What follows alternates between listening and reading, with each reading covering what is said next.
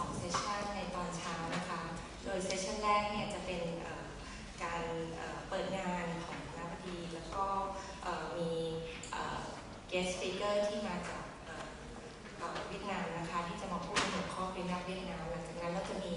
เบรกประมาณ15 นาทีนะคะแล้วก็เราจะต่อด้วยเซสชันภาษาไทยนะคะซึ่งจะมีอาจารย์ดร.จตุรงค์ โภคะรัตนศิริเป็นผู้ดำเนินรายการนะคะ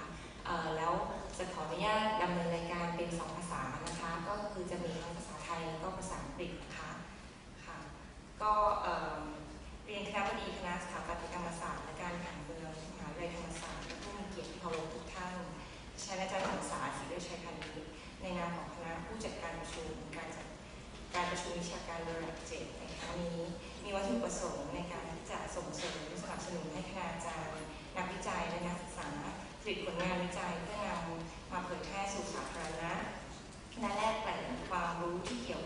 ข้องกับการงานวิชาการและการวิจัยในด้านสภาพแวดล้อมสรรสร้างขณะนี้ได้เวลาอันสมควรแล้วดิฉันขอกราบเรียนเชิญรองศาสตราจารย์เฉลิมวัฒน์ตันสวัสดิ์คณบดีคณะสถาปัตยกรรมศาสตร์และการผังเมืองมหาวิทยาลัยธรรมศาสตร์เพื่อเป็นเกียรติในการกล่าวเปิดการประชุมวิชาการBerac7ในครั้งนี้นะคะ Distinguished participants, Board of Directors, faculty members, students, ladies and gentlemen. My name is Hansa Silachaikani, representatives of Berac committees. Would like to welcome you all to the Built Environment Research Associates Conference 2016. I would like to invite Associate Professor Cherlem Watt Tantasawat, Dean of Faculty of Architecture and Planning, Thammasat Universities, to give his opening remarks. Please welcome Associate Professor Cherlem Watt.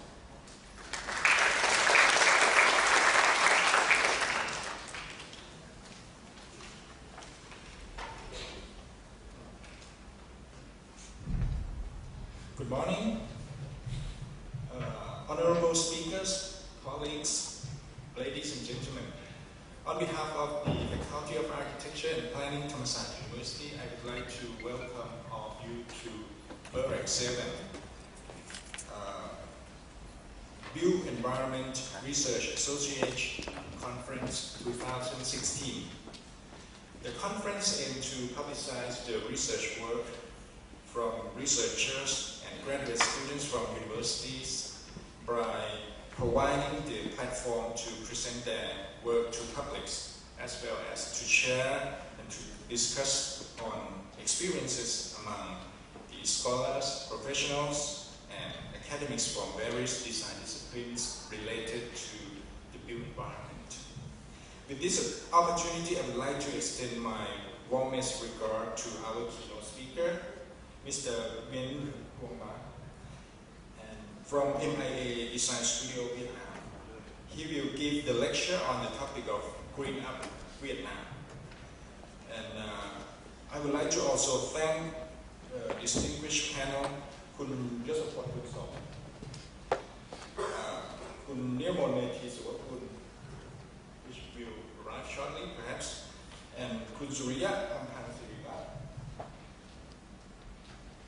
The moderator will be Dr. Jaturon Phokha Ratsiri. They will share the panel discussion on the topic of progress, nature, origins. And on this occasion, I would like to officially mark the opening of the Berac7 and wish you very success in a productive conference. Thank you very much.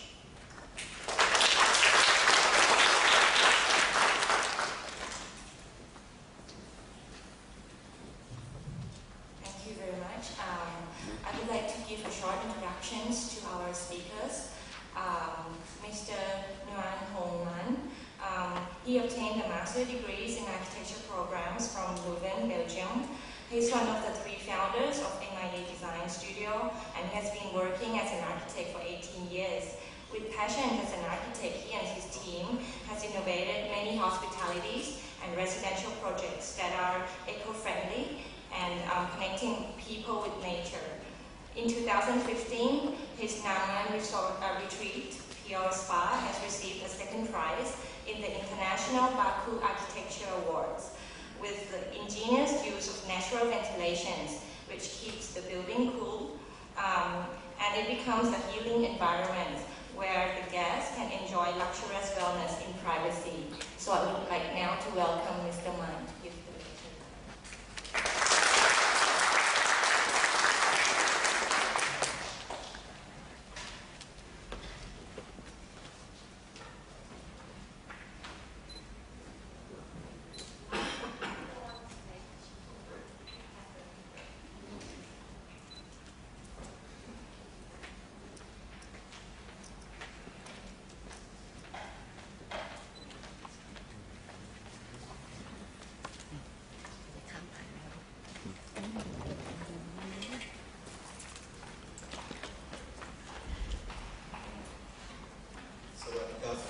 Good morning, everybody.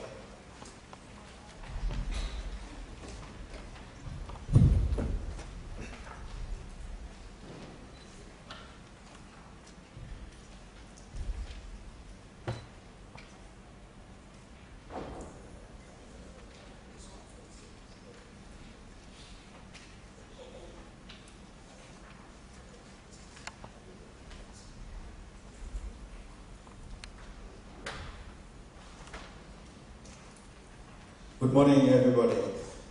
Thank you very much for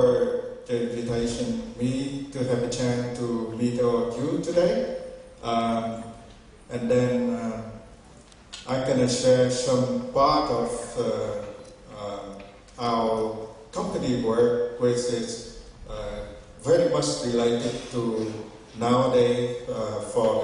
as being an architect, we think how to develop in our career and what is our responsibility with the society.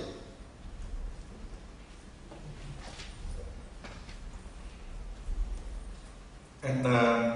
before that, I would like to have a quick introduction about our office, which is also a part of our design philosophy, how we react with the surrounding, and we see the way how our job is to be an example, our place, working place as an example for the people should think about instead of going to the city center, but we think why we have to go to the city center to have an office, which is very crowded, jammed, and we deal a lot of pollution, and also our working environment is reflective of what our products as the working result of the project. So the video will take about 4 to 5 minutes.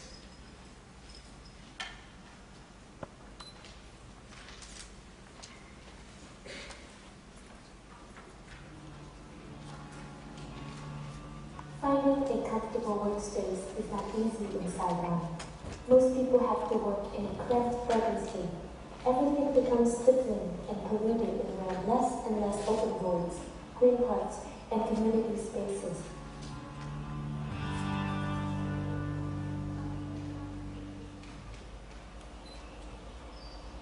Conceived cool canal systems, the movement of life like the blood veins of Saigon is slowly being bridged and left field by the lack of vision of hasty development. But now exists very few remaining inventory of the river to save the urban gas in Saigon.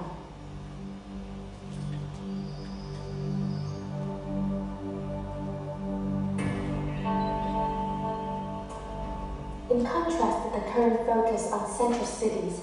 we ease the spatial orientation, improve peripheral development to find more porous gaps of the municipality.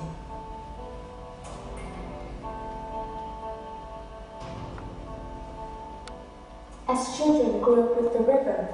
we always look forward to release along with the endless flow of the Mekong. Since then, the office of Nia Design Studio was formed.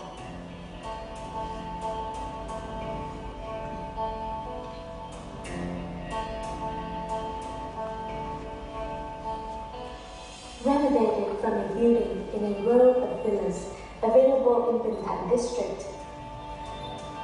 Mia Design Studio selected land adjacent to the river to be able to bring a strong connection between the workspace and riverside landscape.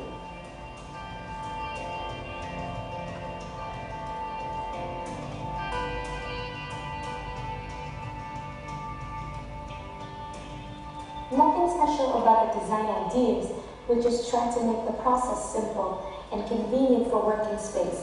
pushing the space adapted to the surrounding landscape, blurring the boundary between inside and out.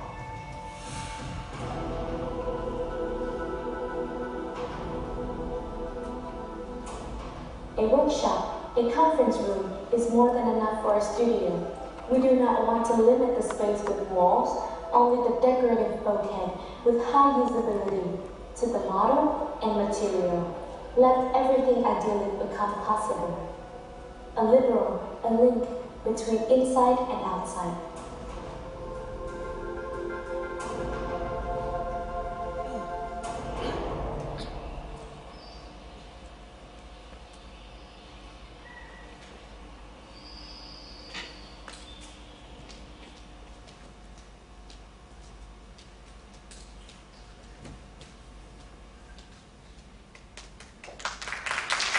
Thank you.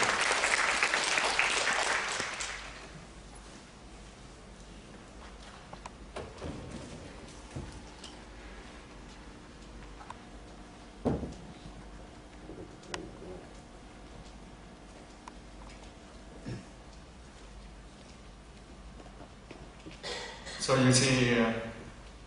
our working space, very simple, but we escape from the city center and we want to be with nature.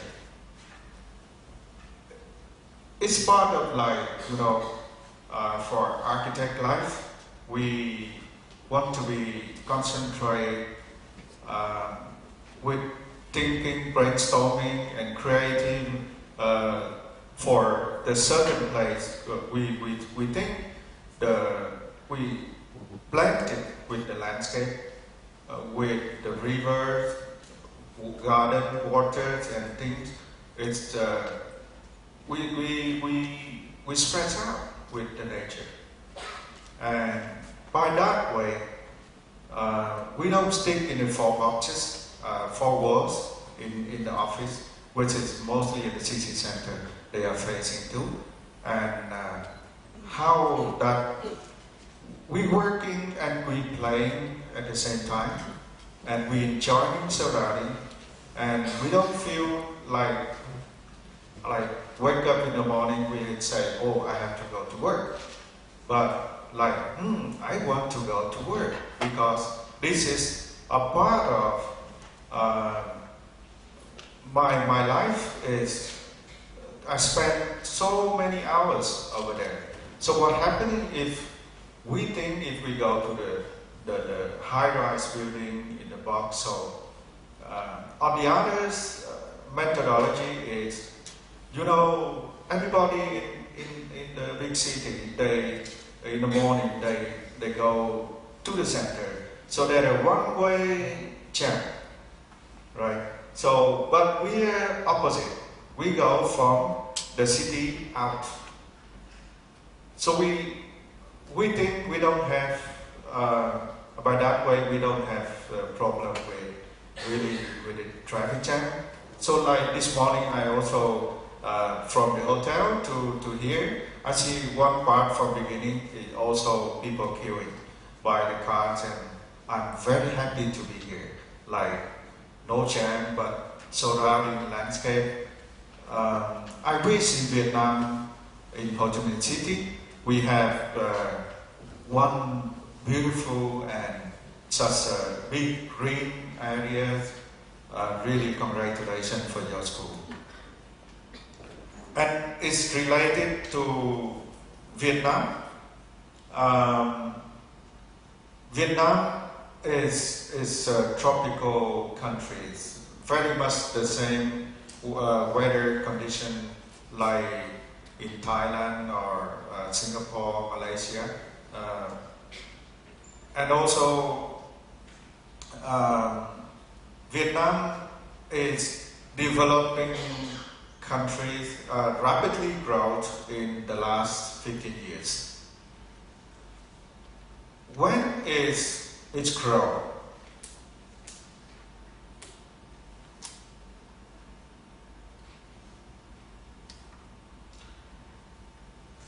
If it's grown too fast, and you know what we have to pay for in terms of environmental impact, in terms of sustainable way of thinking. We say, okay, for the last 15 years, in Vietnam, rarely to see the new building. But after that, with the booming, so everywhere construction site, especially inside Ho Chi Minh City and Hanoi. And I had the chance to talk with many developers. So they always raising. The first, they never say about how good your design is in a sustainable way, but they say how fast you can do to compete with other developers to build it fast. So, and then plus the aesthetic outside, but entire sustainability minded, like the missing entire point. So this is we see it's a part of like responsible as an architect, responsibility for the society and how we get the job, but to confront with the problem of things go too fast in the volume, it mean doesn't look something not right. I talked earlier with Professor Pavini. We talk about in Vietnam the same. We go from a city, we escape the city, and we go to the urban area. Because why? We can have the chance to eat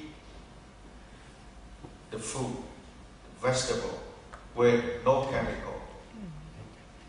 And you can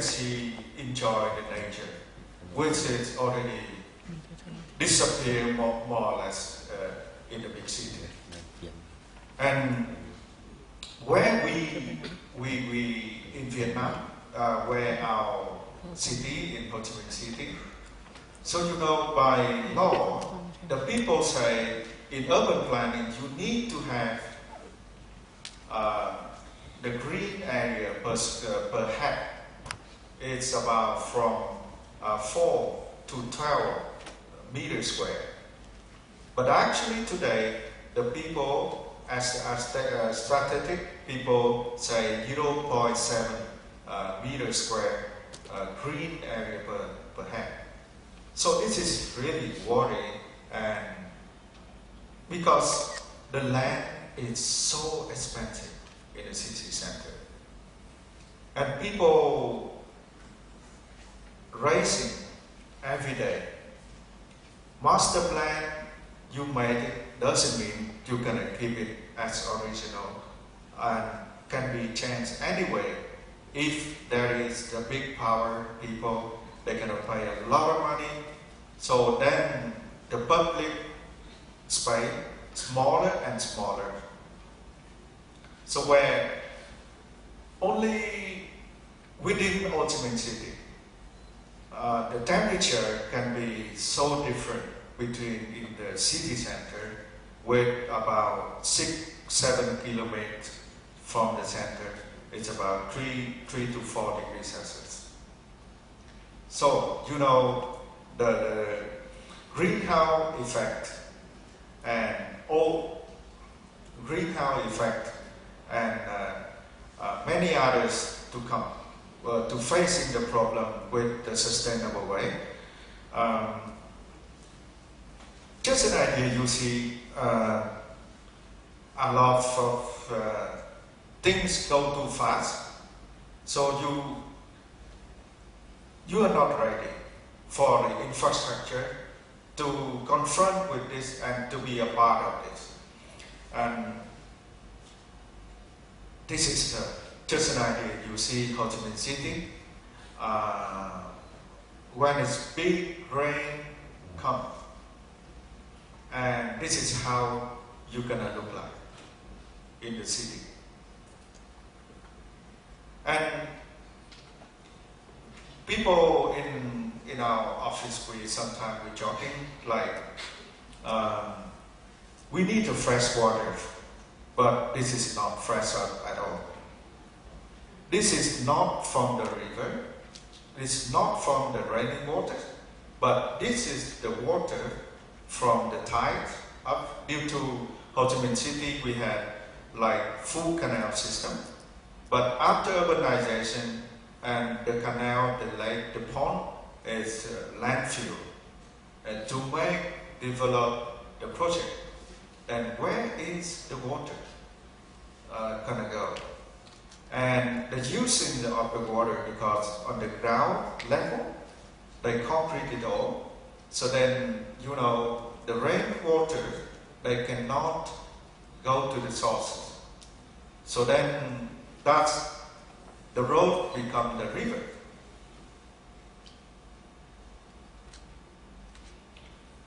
So therefore,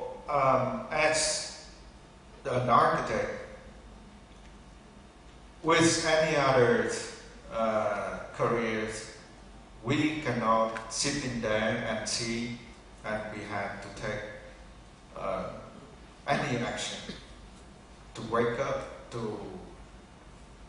be responsible, instead of we have to fight with the people who have the power, and we have to explain to the people that we have to do something before it's too late.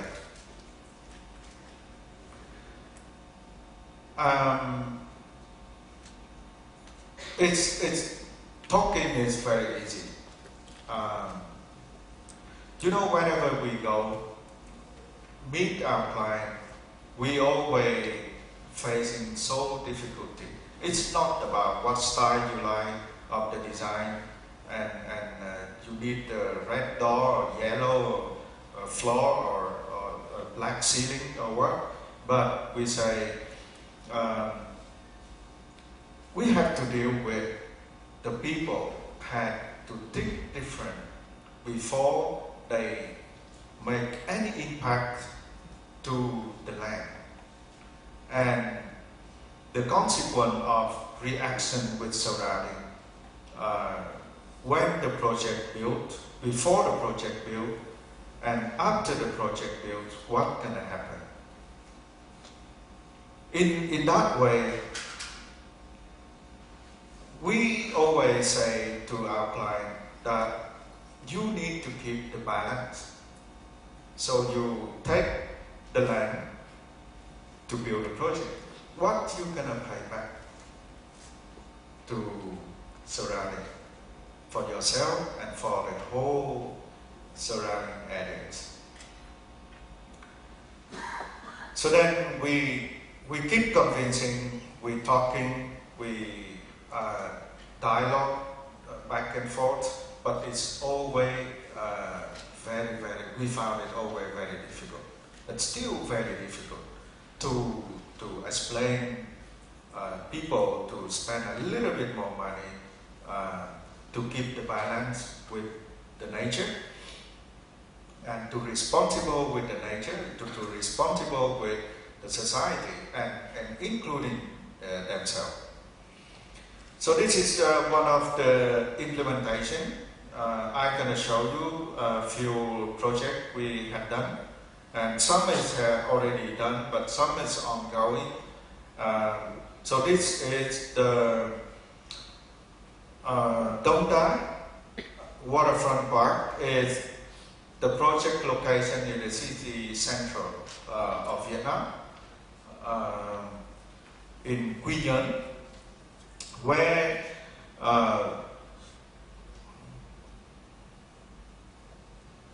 you see the case of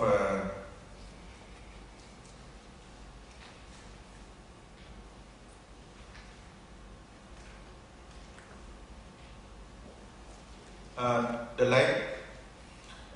in the right line, white line,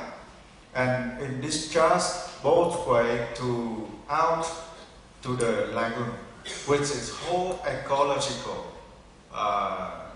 impact. And with the condition of like a slum house, but it's not really slum because the house is so expensive over there as well. And they just expand it. And if we don't do something, so might be one day all the lake gonna disappear. So authority took for 6 years and want to relocate, but never gonna happen because I don't know the way they talk to the households, compensation and so on. So then one day, that a private company with our client come and talk to authority. Why don't we change this area to be for the public? And also, change for the public means, you know, all the waters from the holy house, they exceeds all the waters out to the lake. So the smell of the surrounding is really, you know. And then we come with the solution to turn this park about 600 meters all the way to the public, to make some open space, but to see the less concrete and protect for the people not to extend their house up to the river, up to the lake. So this is our implementation. And you'll probably see the left part is the street level, and we slope it down and to get over the view for the house in the front, but also to give certain connection between the park to the lake for the people can exercise in the morning, for the children playing, and then after that we see many positive answers, like the place for the wedding photo and the children playing, and the people get very good feedback from the public.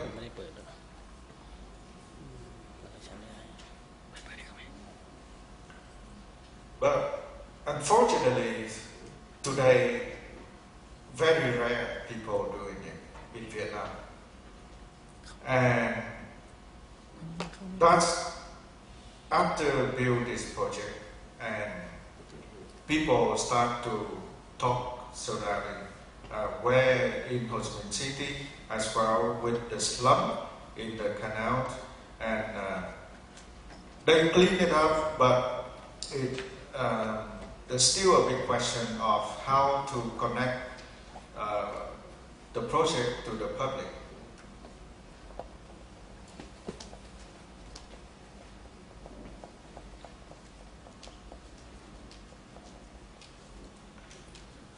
And second project I want to show right now is the spa. It's this one located in Da Nang, also the central Vietnam, where the specific this project in the one of the resort. I tell you the story why we go with we get along with this client. 2014 is Vietnam has economic crisis, and this developer, they had the land sitting there doing nothing for many years, and they are forced to develop this project in any house. So they decided to set the selling point for the project, and they come to us. They say, can you do the project with very economical design, but you need to integrate the landscape to the building. Can you do that? I said, yes, I'm very happy to do that. But they say, have to be very economical. So this is how the story starts. And one of the things is we consider how to reduce the energy consumption to the building. And we try to integrate inside, outside, and no boundary between inside and outside, and make the strong connection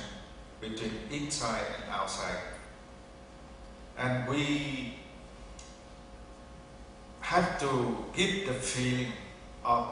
the people who come here feeling only nature surrounding, nothing else. And they don't, of course, in Da Nang, in this area, the weather is sometimes, there is certain season, it's extremely hot, but in a certain season also getting cold. And we have to make how to transit the space without any getting shock. For instead of use aircons in the box, and we use the landscape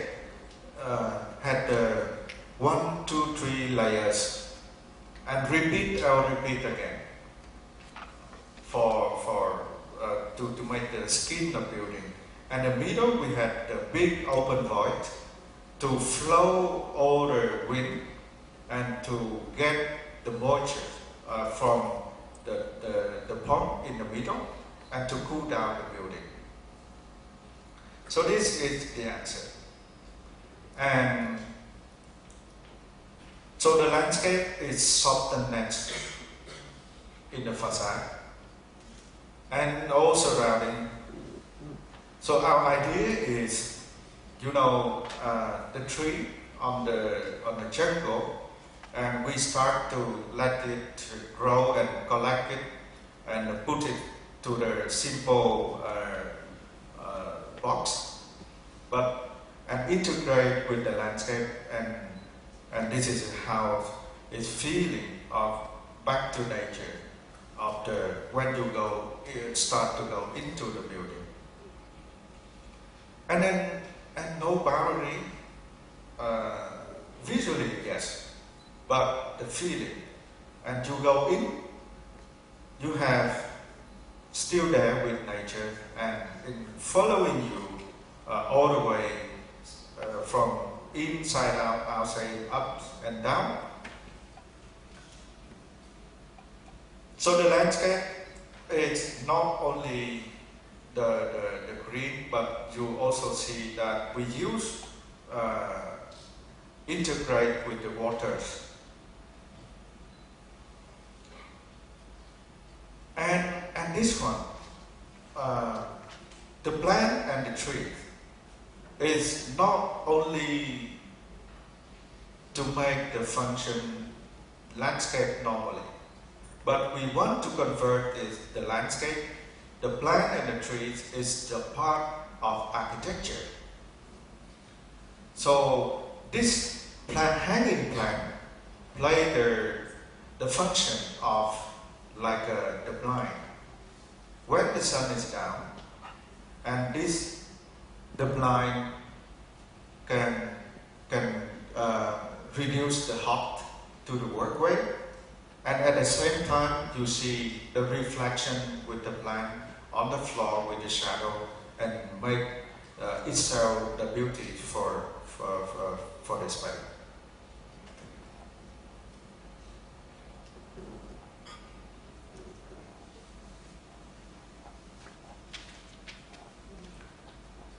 Otherwise, everything else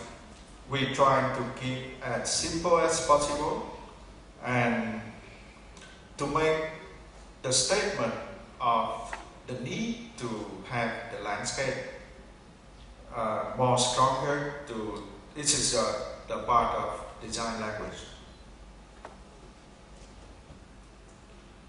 And the other part of very simple growth for the villas, which is next door. We start with thinking the way how to reduce the building volume. The building volume is this 2-story height, but we slide it out, and to give the certain open space in between the building, between the blocks. And also the difficulty of this part is the master plan is very dense. So we try to give the opportunity to orient it only one direction, and with the outward to the sea. And the same principle we apply. So between the spaces, we integrate with the landscape, and even the rooftop, we put the water on water features. So this is how the project gets built, and I hope it's not only for weekend house, resort, or any others, but the things we need to consider when we dialogue with nature, dialogue with surrounding.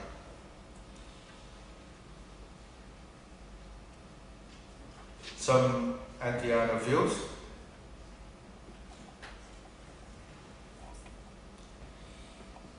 So the bomb here play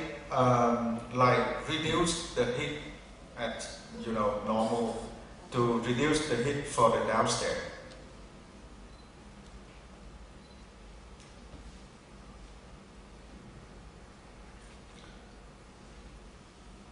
And even in interior, we also one more time integrate with the landscape, with the natural light, natural ventilation.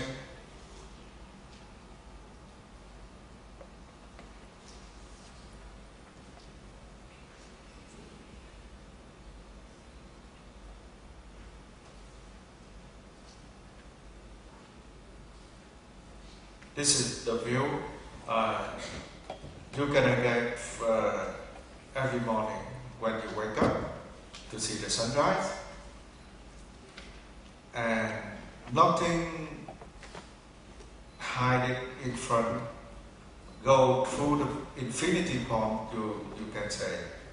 and spread further to the beach. This is also interesting story to talk about. The connection with nature. This is one of the projects on the seaside in Vũng Tàu area, which is 120 kilometers away from Ho Chi Minh City to the north direction. So the people, developers, they want to build the second home for, otherwise you can lease out like a timeshare. But before, they master plan, the plot size is double size bigger, and they couldn't sell anyone. So, especially for the economic crisis, and developers facing the huge challenge to develop this property. So they had an idea, they split into the plots of land. So we say, okay, you can do that with the condition, have to be everything on the ground, like all softened, no concrete floor, and no asphalt road. And what you take from the ground, you have to pay back and to keep the stream of the landscape continuously. And this project is the stream from the mountain down to the beach. And we want to have it become kind of the park in the future for the surrounding. So we have both agreed to go on this direction. And this is ongoing process. And you see the functional design by it's appeared to the result of architecture. It's appeared by the white line. It's the stream of the landscape from the mountain down to the beach.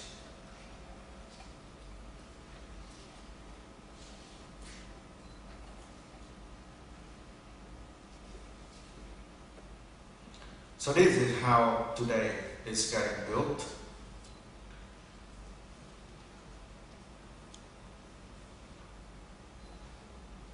And the plants on the trees already start to grow.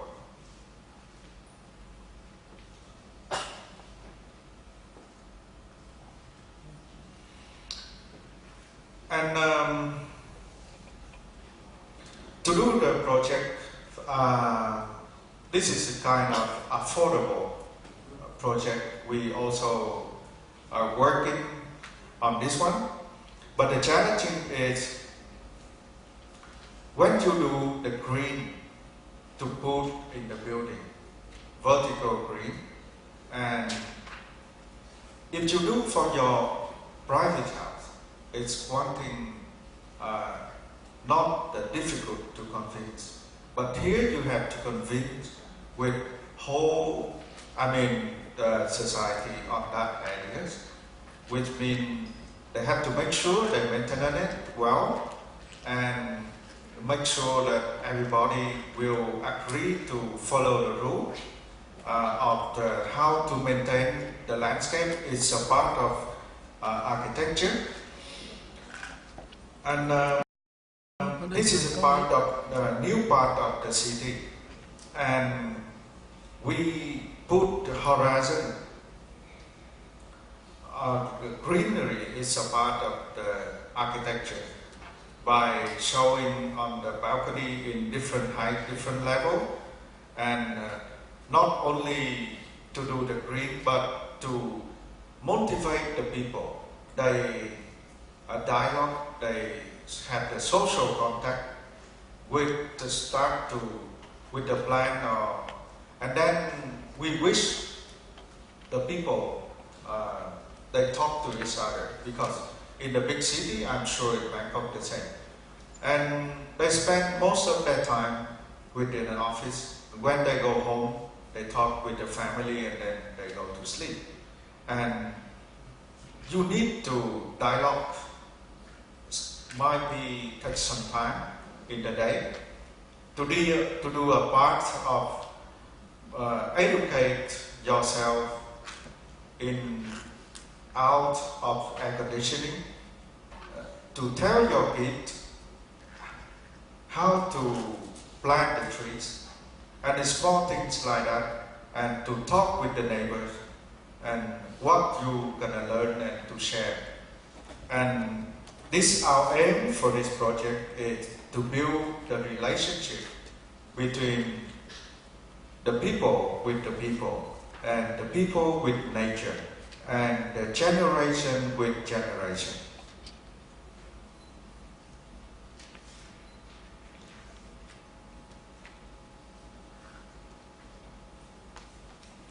And my conclusion is, with the rapidly urbanization for today in the big city, being an architect, how we gonna take further responsibility of what our daily work are we doing in have to be a sustainable way. Don't go too fast. Don't listen to developer. Do design in the morning, afternoon, get the contractor, and tomorrow is done. And with like that,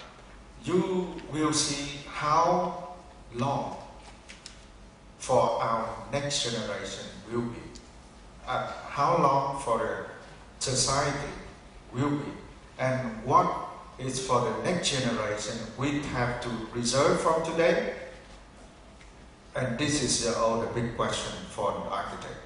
Thank you.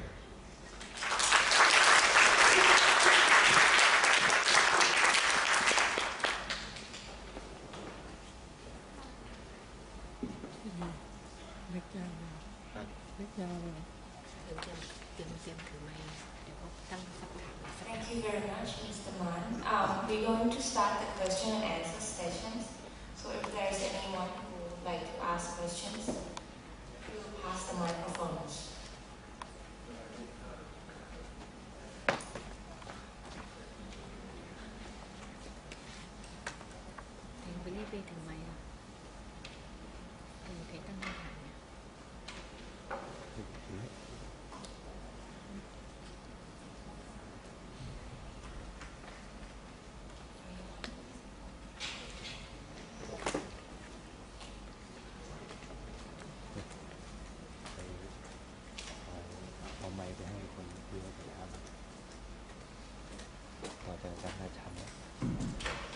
Hello, my name is Archie from the Department of Architecture. You just mentioned at the end of the talk that you are working with the developer, but you are the leader of the team to create sustainability. Does it mean that I would like to ask how long from the very beginning of your career until now that you can lead the group to create sustainable projects? Because we know as an architect it's quite hard to convince the owner and who have money to spend in the right way, because in their mind they always think that profit and money matters are always important. My question is it hard for you to do that, to be the leader of the group that concerned about the sustainability? Thank you very much. It's a very interesting question. You know, many architects, when we talk, not only Vietnam, out of Vietnam, maybe in Thailand, Singapore, Malaysia, or many others in Europe, the beauty and the function of the project is a piece of art. And it has to be worked in many different ways. And the first thing has to be function. And then the beauties come out of the function in the space. And with it, we difficult to explain to our user the first thing about the developers. The function means the building has to work in the spaces and the flow. And you cannot say, I have an apartment, 2 bedrooms, with only 1 bedroom have the window. We start with fundamental design methodologies come out. I think have to be strong and stronger and that's as strong as you can. And during a period of time, you need to convince client one step, second step, 3 step, third step, and any step, and to raise it. And when I go to talk to the developers or client, I never say, I'm an architect, you have to listen to me. No. I will start with something like, if I design a resort, I'm gonna be a guest. If I'm gonna design a house, I'm gonna be as many personal daily life of the people as possible. So I have to be a part of them. I have to be understand them, what they need. And then from that, I will design around for that people. Not for architect, for myself. So then, when you talk about that perspective, and every day the people understand a little bit to share with what you are trying to do. But from the day one, I'm sure I will not have fully capability to start with that.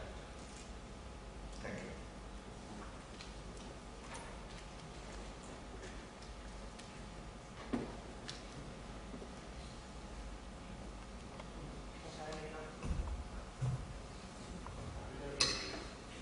Yes, thank you for your presentation. I think the audience will enjoy how your design was kind of integrated between architecture, landscape architecture, and perhaps interior design. But also something that very intriguing. I think I have many questions in mind, but just to be very brief, the design on the spot. You know, there's a lot of, you said that you mentioned about the curtains and the layers of the walls, which is very like a simple geometry. You use a lot of harsh geometry. And also the village near the seaside, also a huge white wall integrated with the green landscape, which is very, very nice fit together. I just maybe to ask your opinion, how you feel about how the contrast of the geometry of the strong geometry white wall in contrast with the landscape, the use of the trees.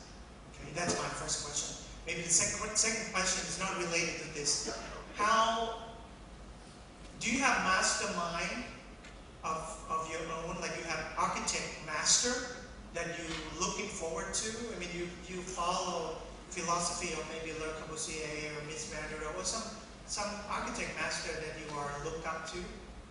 Just curiosity. It's a little bit subjective, but just curious. Thank you. Thank you for your interesting question. So you probably catch out some of our work is we use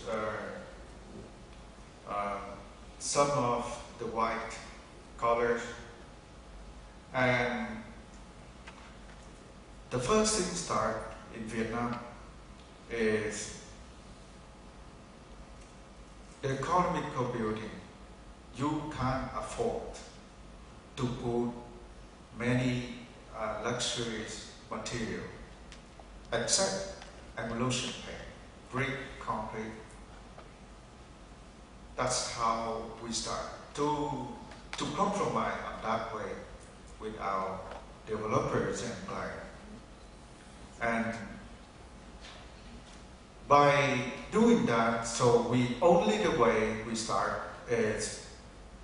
to make it function. So the village guillotine is very straight walls. It tells me from inside out. That's how we design. So the building, you don't have opportunity to see all surround. With the earlier I explained for the block side method. So the only things we look to the front or look to the back is certain part, but mainly to the front. And to define the privacy, you need to obtain a certain degree of the neighbor, the privacy of the neighbor. And to make the master plan stronger, decide to make the stream from the landscape flow from the mountain down to the sea. So therefore, it's asphalt. And then what we give back, not the compromise, but we say to our developers, of our client, a very good example you see in this picture. There is no material, only white. Because if you put anything, it's gonna be cost and on. But they had to agree with us, have to put the landscape is a part of architecture. So architecture, for the way how we see it, is the big compromise take and give, especially Vietnam today. But one thing we don't compromise is to give the landscape to the building. And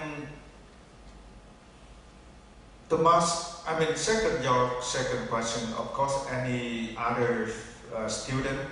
when I was student, I also look at it how to start with Le Corbusier. I also study and go to Le Corbusier building and see and pick a little bit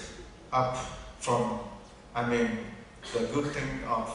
many other people. And many times I've been to Bangkok to look at the map, just an idea, in Bangkok to see how the inside out dialogue together. And to be honest, I never read the book. No, I don't. But I spend so much money for traveling, to touch, to feel, and to live on it. Not one time, but many times. So that is the way of career if you want to improve it, and never stop learning, never stop discovering, by inspired by the project you see, if it's possible for you to learn, and keep going, never stop. Thank you.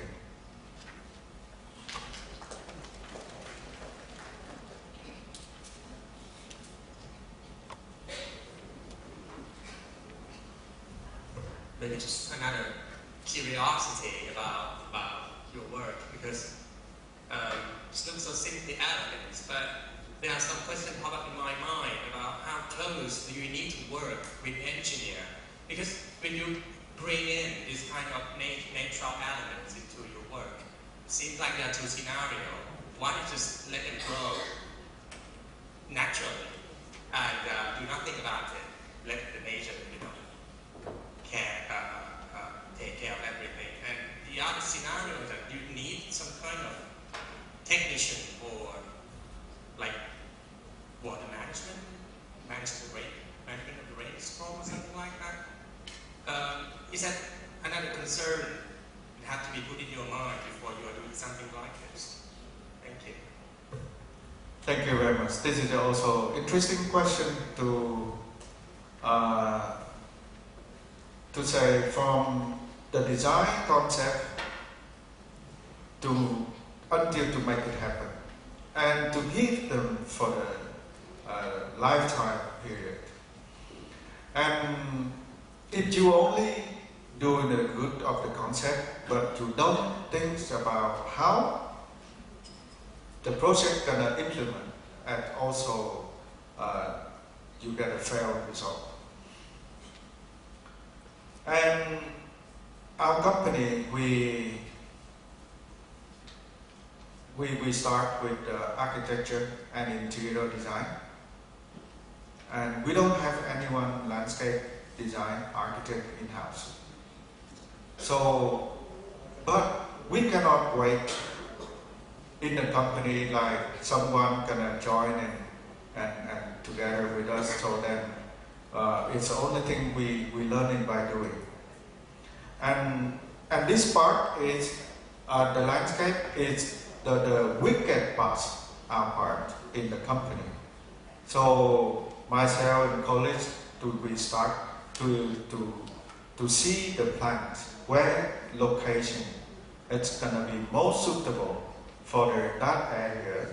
Then we start to see how it's grow on the nature. And so you know, the design, interior, architect and landscape is one design. That's how we see in our company project. We cannot say we have designed the architecture first and then we start with interior and landscape. For day one in concept design, we already think about these three at least elements. And then we talk about realistic how it's going to work, mechanical engineering and the structure, which is a little bit later, but the first thing we have to see that three major elements and how to work, because these three elements, they don't have the boundary, cannot define where the inside, where the outside, we cannot define it. And so therefore we have to work closely together to make it in one design language. So refer to your question,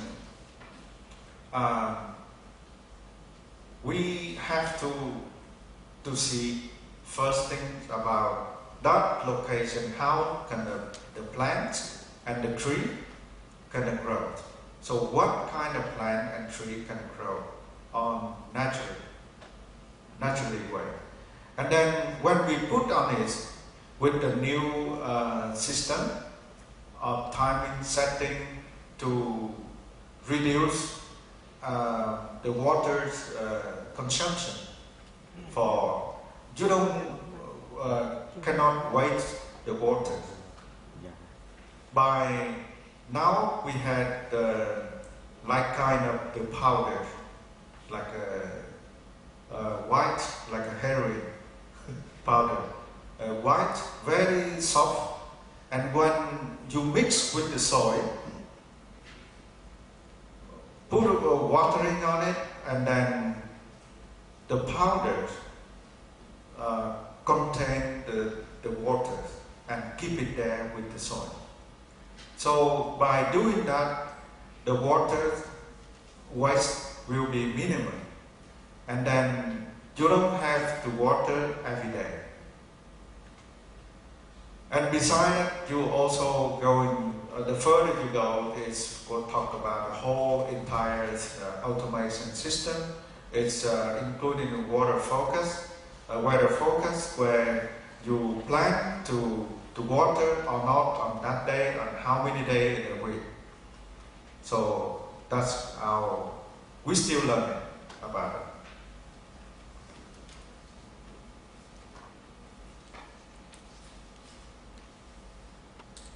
Thank you very much, Mr. Man. I believe that the lectures and the question and answer has been very fruitful to us,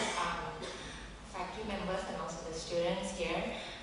Before the break, I would like to invite again Associate Professor Chlem Wat to come up on stage to give out a token of appreciation to our speakers today. In front. Yeah, and I'd like to start with Mr. Man. Please come up on stage. And thank you very much for your lecture.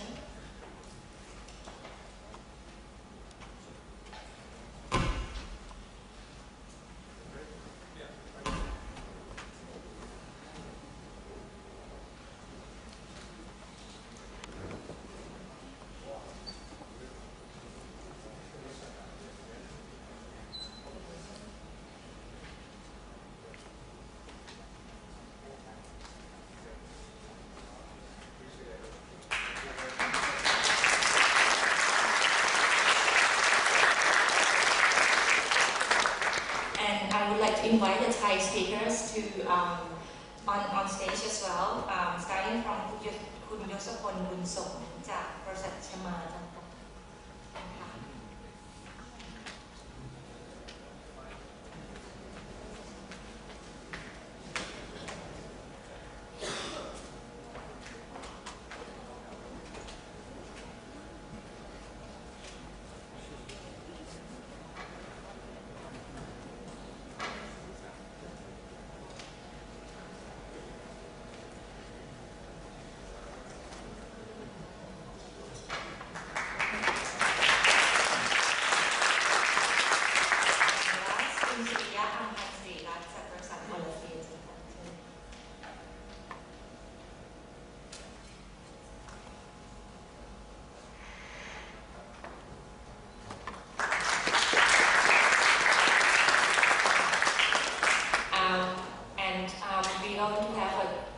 Group photo together,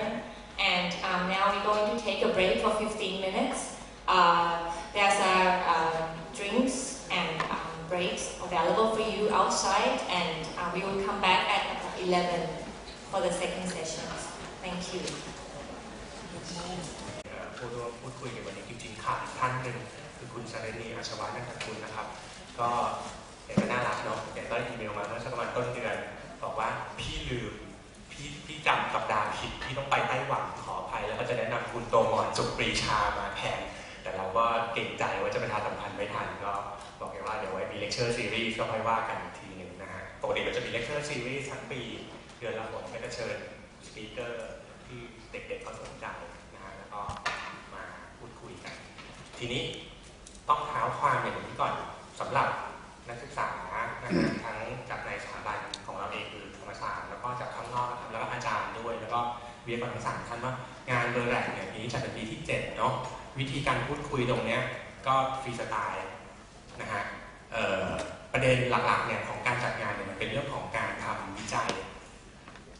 ระดับส่วนใหญ่จะเป็นนักศึกษาป.โทแต่ก็จะมีป.เอกบ้างมีป.ตรีบ้างเพราะว่าที่คณะเราเนี่ยที่สถาบันธรรมศาสตร์เนี่ยเราเน้นเรื่องการวิจัยเป็นพื้นก่อนที่จะนำไปถึงการออกแบบหรืออะไรก็แล้วแต่คือจะปูพื้นฐานเรื่องการวิจัยทีนี้การวิจัยเนี่ยระดับป.โทเนี่ยเราก็อยากจะบอกเป็นทุกคนว่าเรียนที่มันสนุกนะอย่าเพิ่งเบื่องานวิจัยเนี่ยมันคือการตั้งคำถามแล้วก็พยายามหาคำตอบ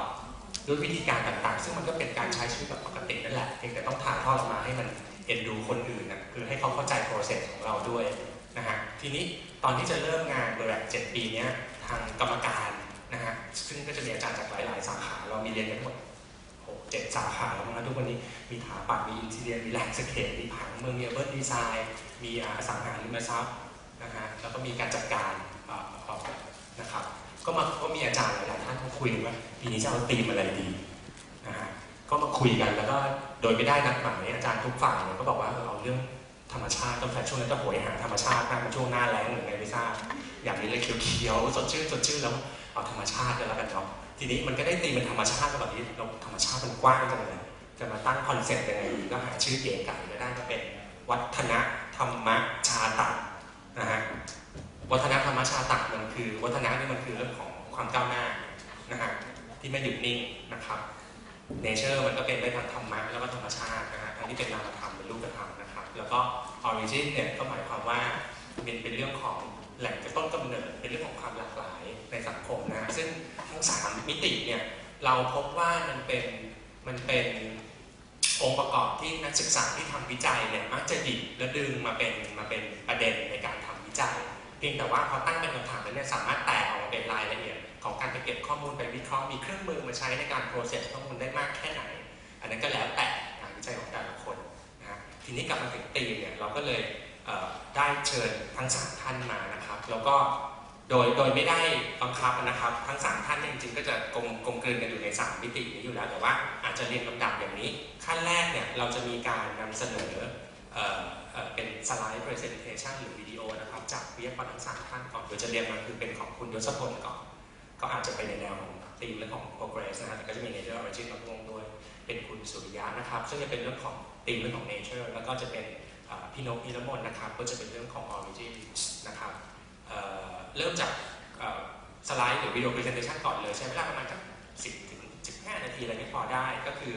เปิดสไลด์ไปหรือเปิดวิดีโอไปแล้วก็พูดไปได้นะครับแล้วเดี๋ยวพอจบของทั้ง3ท่านเราก็จะมาพูดในแบบ panel แล้วก็เป็นถามตอบนะครับเอาบรรยากาศแบบสบายๆไม่เคร่งเครียดเริ่มที่คุณยศพลก่อนแล้วกันนะครับ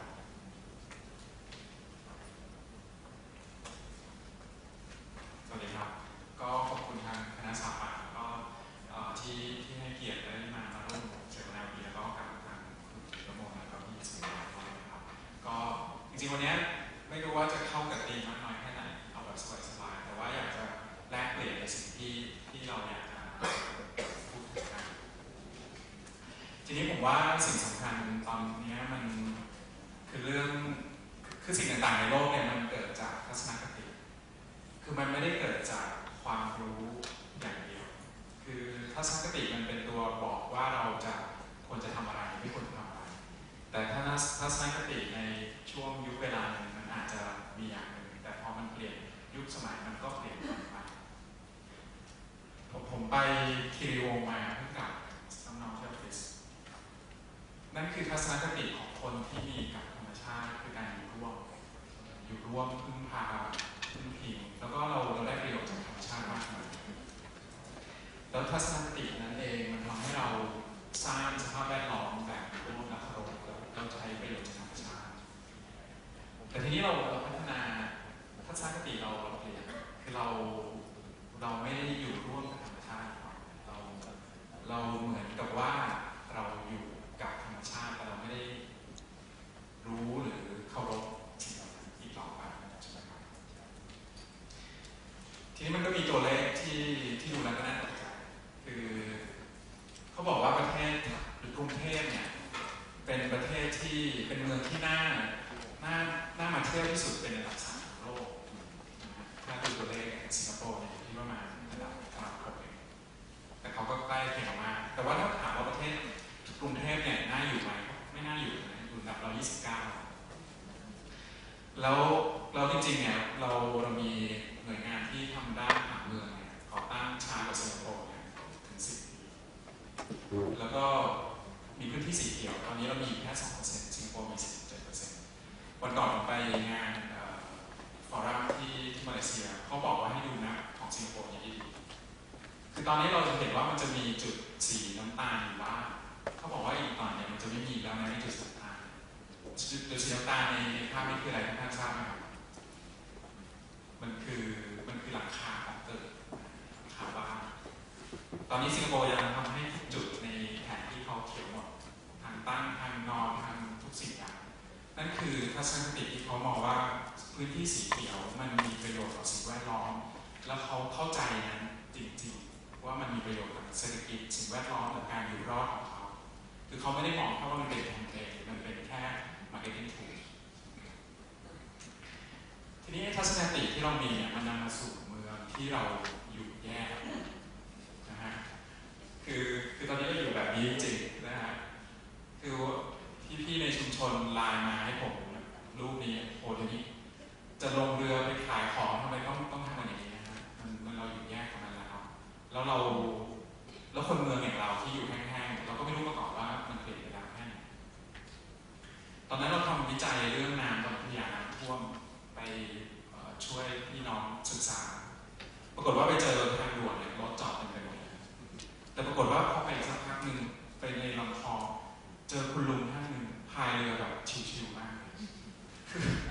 คือ คือมันเหมือนมันเป็น2โลกที่มันอยู่คู่ขนานกันอย่างที่เราไม่ได้รู้สึกมาก่อนสมมติคนเมืองก็รู้สึกว่ามันต้องอพยพ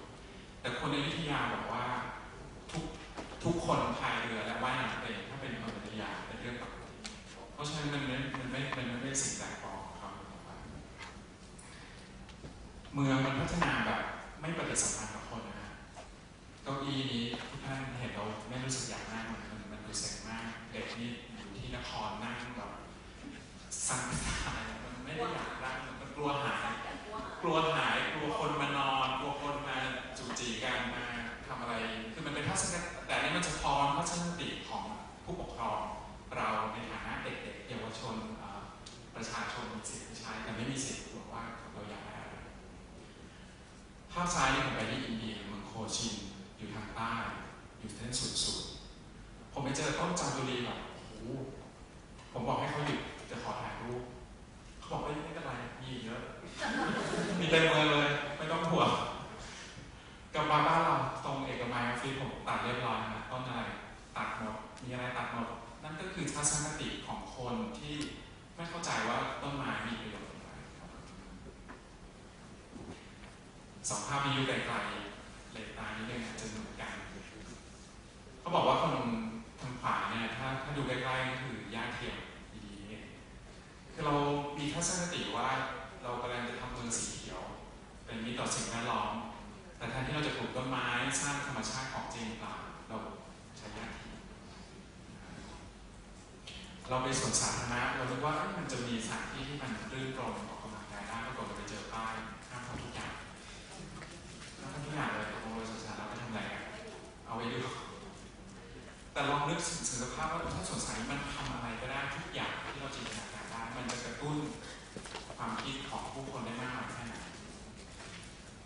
ล่าสุดสวนสาธารณะแห่งใหม่กำลังจะเกิดใจกลางเมืองที่โรงงานแมนซู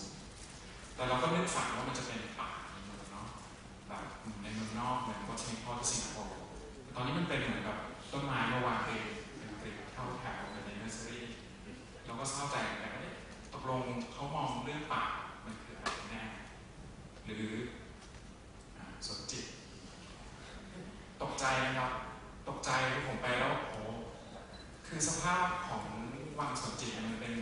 ภูมิทัศน์ทางความทรงจำของคนไทยทุกคนที่มีความเรียบร้อยสง่างามแต่มาวันหนึ่งผู้นำบอกว่าอยากจะมีทางจักรยานแล้วก็ต้องทำทางวิ่งเพิ่มสั่งปฏิบัติการลงไปเขาก็บอกไม่มีเซอร์เวย์ก็ไปลากเส้นกันเลยเจอรากต้นไม้ก็คล่อมตัดบ้างว่าเพื่อทำตามคำสั่งแต่ไม่ได้เกิดการตั้งคำถามว่าทำได้ทำไม่ได้เพราะอะไรคุณค่าคืออะไรควรไม่ควรสุดท้ายต้นไม้ก็ล้มตายอายุเป็นร้อยปีแต่รัฐก็ยังบอกเขาไม่ผิดนะมันเป็นปัญหาทางเทคนิคพายุมันแรงไปแต่นโยบายถูกเราคิดว่าสะพานเหล็กที่ถูกรื้อเนี่ยรัฐจะทำเหมือนกับชองเกชอนเนาะปัจจุบันมันก็ยังเป็นสะพานเหล็กที่เน่าๆเหมือนเดิมน้ำก็เน่าไม่ได้มีกิจกรรมอะไรเพิ่มเติมตรงนี้เราได้เพียงแต่รอเนาะว่ามันจะเกิดอะไรขึ้นถ้าผมไปเลคเชอร์ต่างประเทศเราภาพโปสการ์ดที่ดูก็เพื่อนๆก็จะรู้ว่าเมืองไทยเนี่ยยังมีแม่น้ำเจ้าพระยาแบบในโปสการ์ดสายมีสวยงามมีเรือสำราญแต่เปล่านะทางขวานี่คือความจริงคือเรามีกำแพงสูง1 เมตร 2 เมตรบ้างความสัมพันธ์ของแม่น้ำมันถูกทำลายเรียบไปหมดไปเจอกับคุณยายท่านหนึ่งเดินสำรวจพื้นที่บ้านคุณยายน่ารักมากสีชมพูอยู่ติดแม่น้ำแต่พอเปิดประตูไปคุณยายเจออะไรครับเจอกำแพงเจอคืนถามคุณยายทำไมมันเป็นอย่างนี้คุณยายบอกว่าก็รัฐเขาบอกว่าเนี่ยจากการน้ำท่วมเมืองเพื่อเป็นประโยชน์สาธารณะยายก็ต้องยอม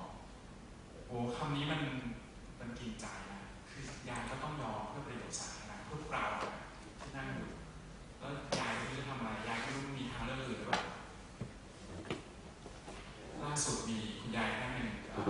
คสช.คืนความสุขให้ประชาชนบอกว่าจะทำทางเดินริมน้ำไปสัมภาษณ์คุณยายที่โรงพยาบาลเทวราชคุณชรคุณยายบอกว่าแจ้งให้ยายรู้ล่วงหน้าก่อนนะจะได้เตรียมตัวขุดรากเหง้าของเราไปให้ทันมันประชดไปถึงผมไม่รู้ท่านนายกได้ยินหรือเปล่าแต่ฟังแล้วผมยังสะดุ้ง ขุดรากเหง้าเราไปในทางบอกฉันรู้ล่วงหน้าคือทุกอย่างมันไม่ได้เป็นเรื่องแค่กายภาพมันเป็นเรื่องทัศนคติเป็นเรื่องรากเหง้าเนี่ยหัวข้อนี้ผมว่าก็เข้าไม่หมดเลยนี่อยากจะให้ดูทางเรียบแม่น้ำที่กำลังจะเกิดขึ้นน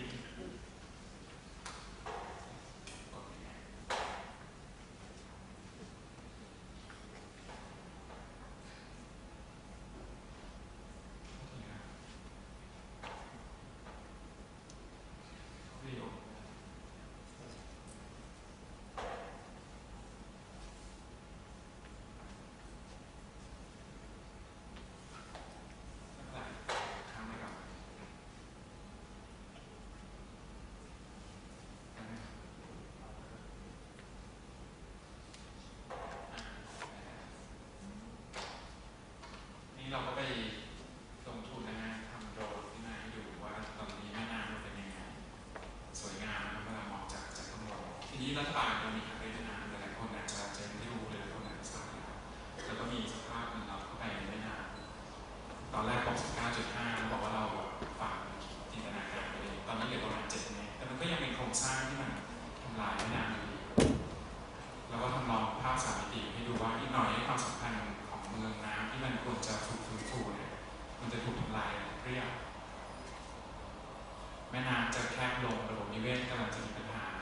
แต่ที่สำคัญคือมันละเมิดใครครับละเมิดคุณยายที่อยู่ริมน้ำแล้วจริงๆมันละเมิดพวกเราทุกคนที่นั่งอยู่ที่นี่ว่าเราไม่มีสิทธิ์ที่จะรับรู้หรือส่งสิทธิ์สะท้อนกับสิ่งเหล่านี้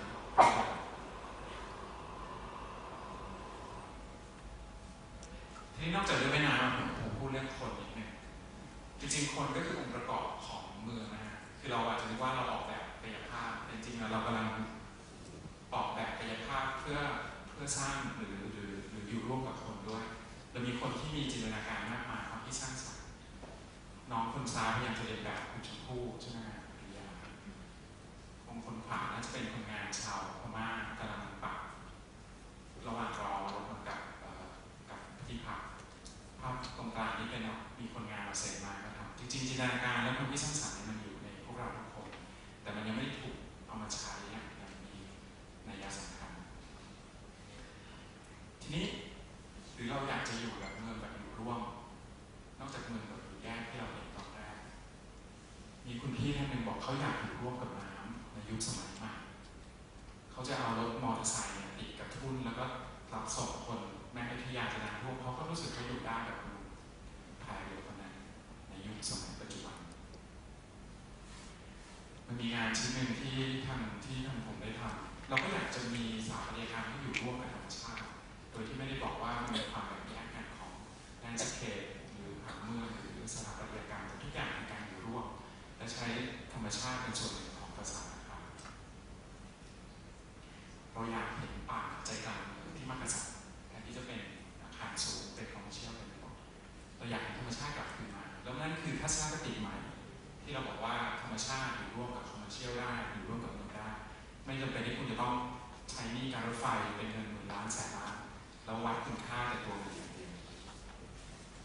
เราทำวิจัยเรื่องน้ำเราบอกว่าอยากจะอยู่ร่วมกับน้ำยังไงที่น้ำจะเป็นพื้นที่รับน้ำและใช้ประโยชน์จากน้ำในการทำเกษตรกรรมในงานผลิตพลังงานได้เราอยากอยู่ร่วมกับทรัพยากรตอนนั้นผมไปทำโครงการที่วัดไผ่ดำกรมชลทำบอกมีแต่คอนกรีตเพราะฉะนั้นผมก็ต้องคิดทำยังไงให้คอนกรีตมันจะดูสวยผมก็ขอให้เขาไผ่ที่อยู่รั้วนี่มาทำยังไงไม่แบบจะกระปังไม่ได้มันทำได้เท่านั้นจริงๆเมื่อทรัพยากรมีจำกัด knowledge know how ของพื้นบ้านเป็นอะไรก็ใช้แค่คุณป้าท่านนี้บอกว่าเราไปทำโครงการลานกีฬาพักกระบวนการมีส่วนร่วมออกแบบชุมชนขึ้นมาในคำสัมภาษณ์ผมไม่ได้ไปสัมภาษณ์ทีมงานสัมภาษณ์เลยผมแกบอกว่าแกดีใจและภูมิใจมากที่สวนสาธารณะสร้างเสร็จจากการที่แกมีส่วนร่วมแกพูดไปในน้ำตาคลอผมดูแล้วยังคลอคือคำว่าดีใจและภูมิใจมากมันหมายถึงอะไรมันหมายความว่าแกมีตัวตนนะคือแทนที่รัฐอยู่จะสร้างสวนสาธารณะแล้วไม่ไปถามใครเลยแต่ไม่ได้ถามเขาใช้กระบวนการและสิ่งที่ถูกถามมันถูกแปลมาเป็นกายภาพที่ตรงใจของผู้คน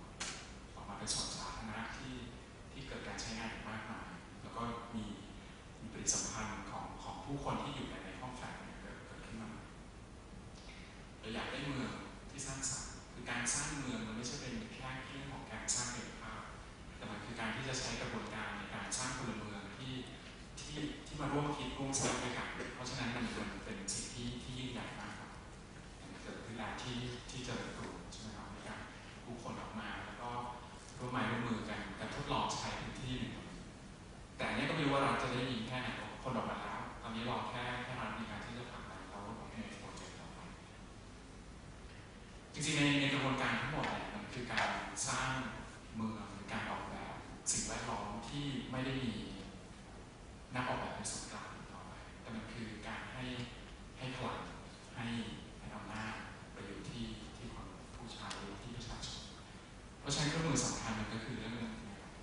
แสดงความคิดเห็นอย่างมีส่วนร่วม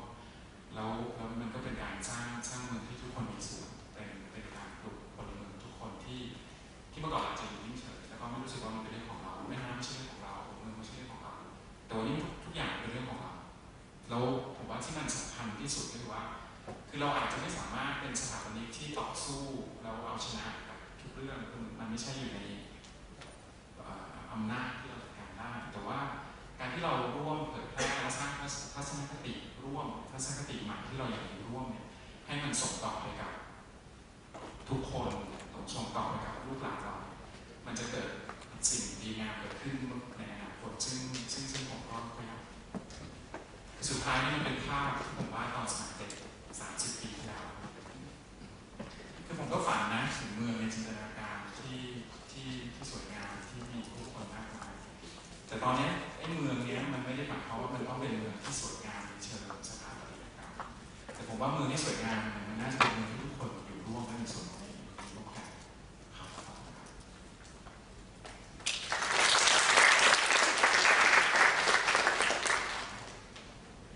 เดี๋ยวเราเอามาดูของส่วนที่ยากครับ